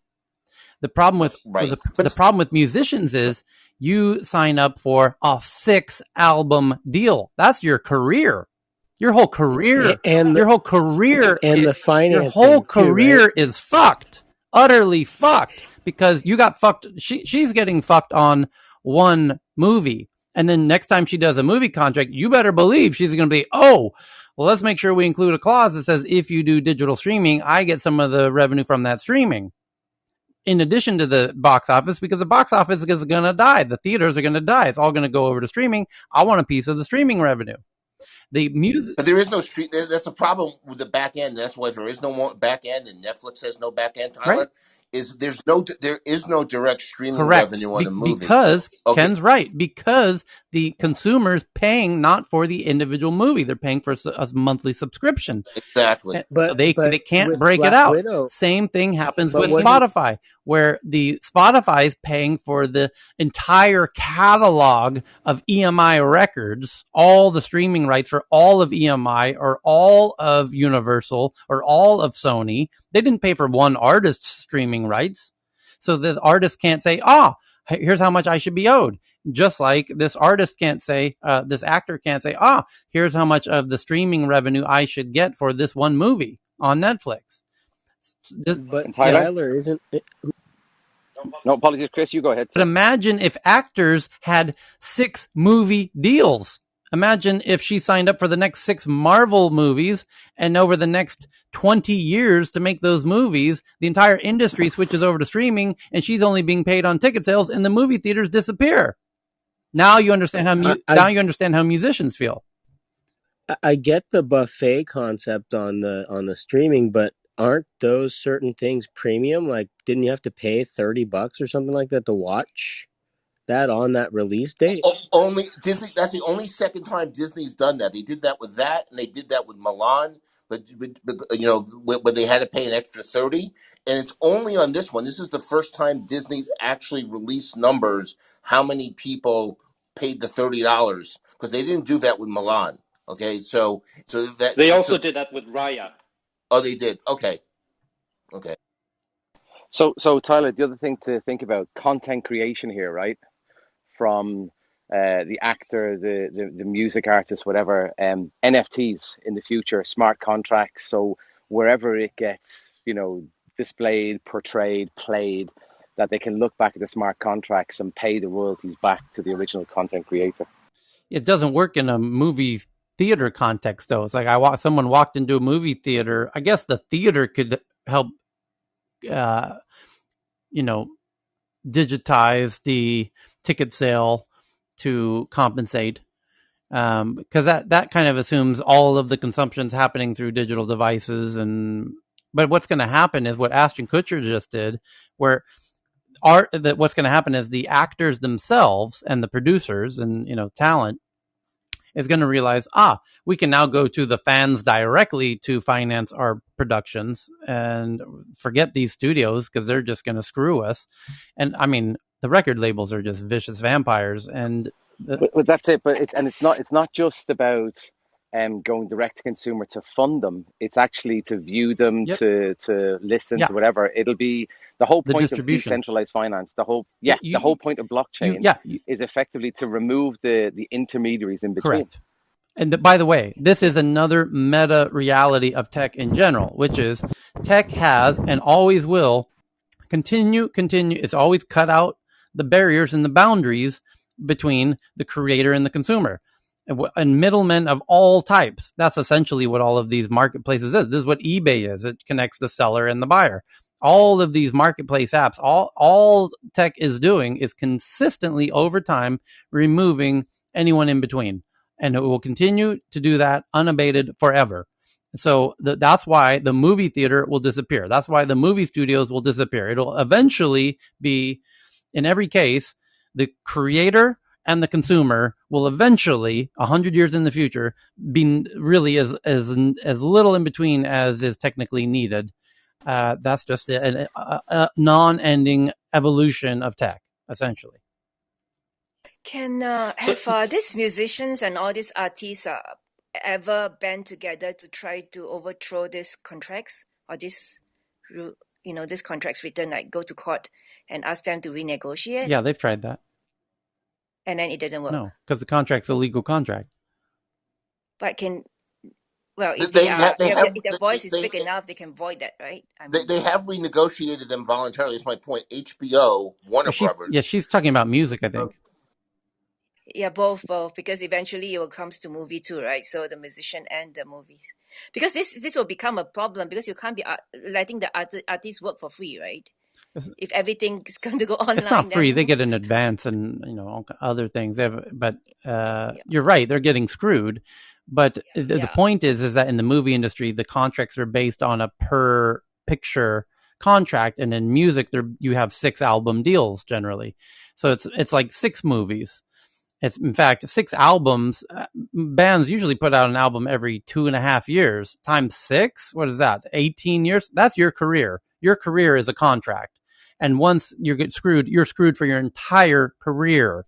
Where an actor gets screwed for one movie, and then they learn, oh shit, I'm not going to do that again.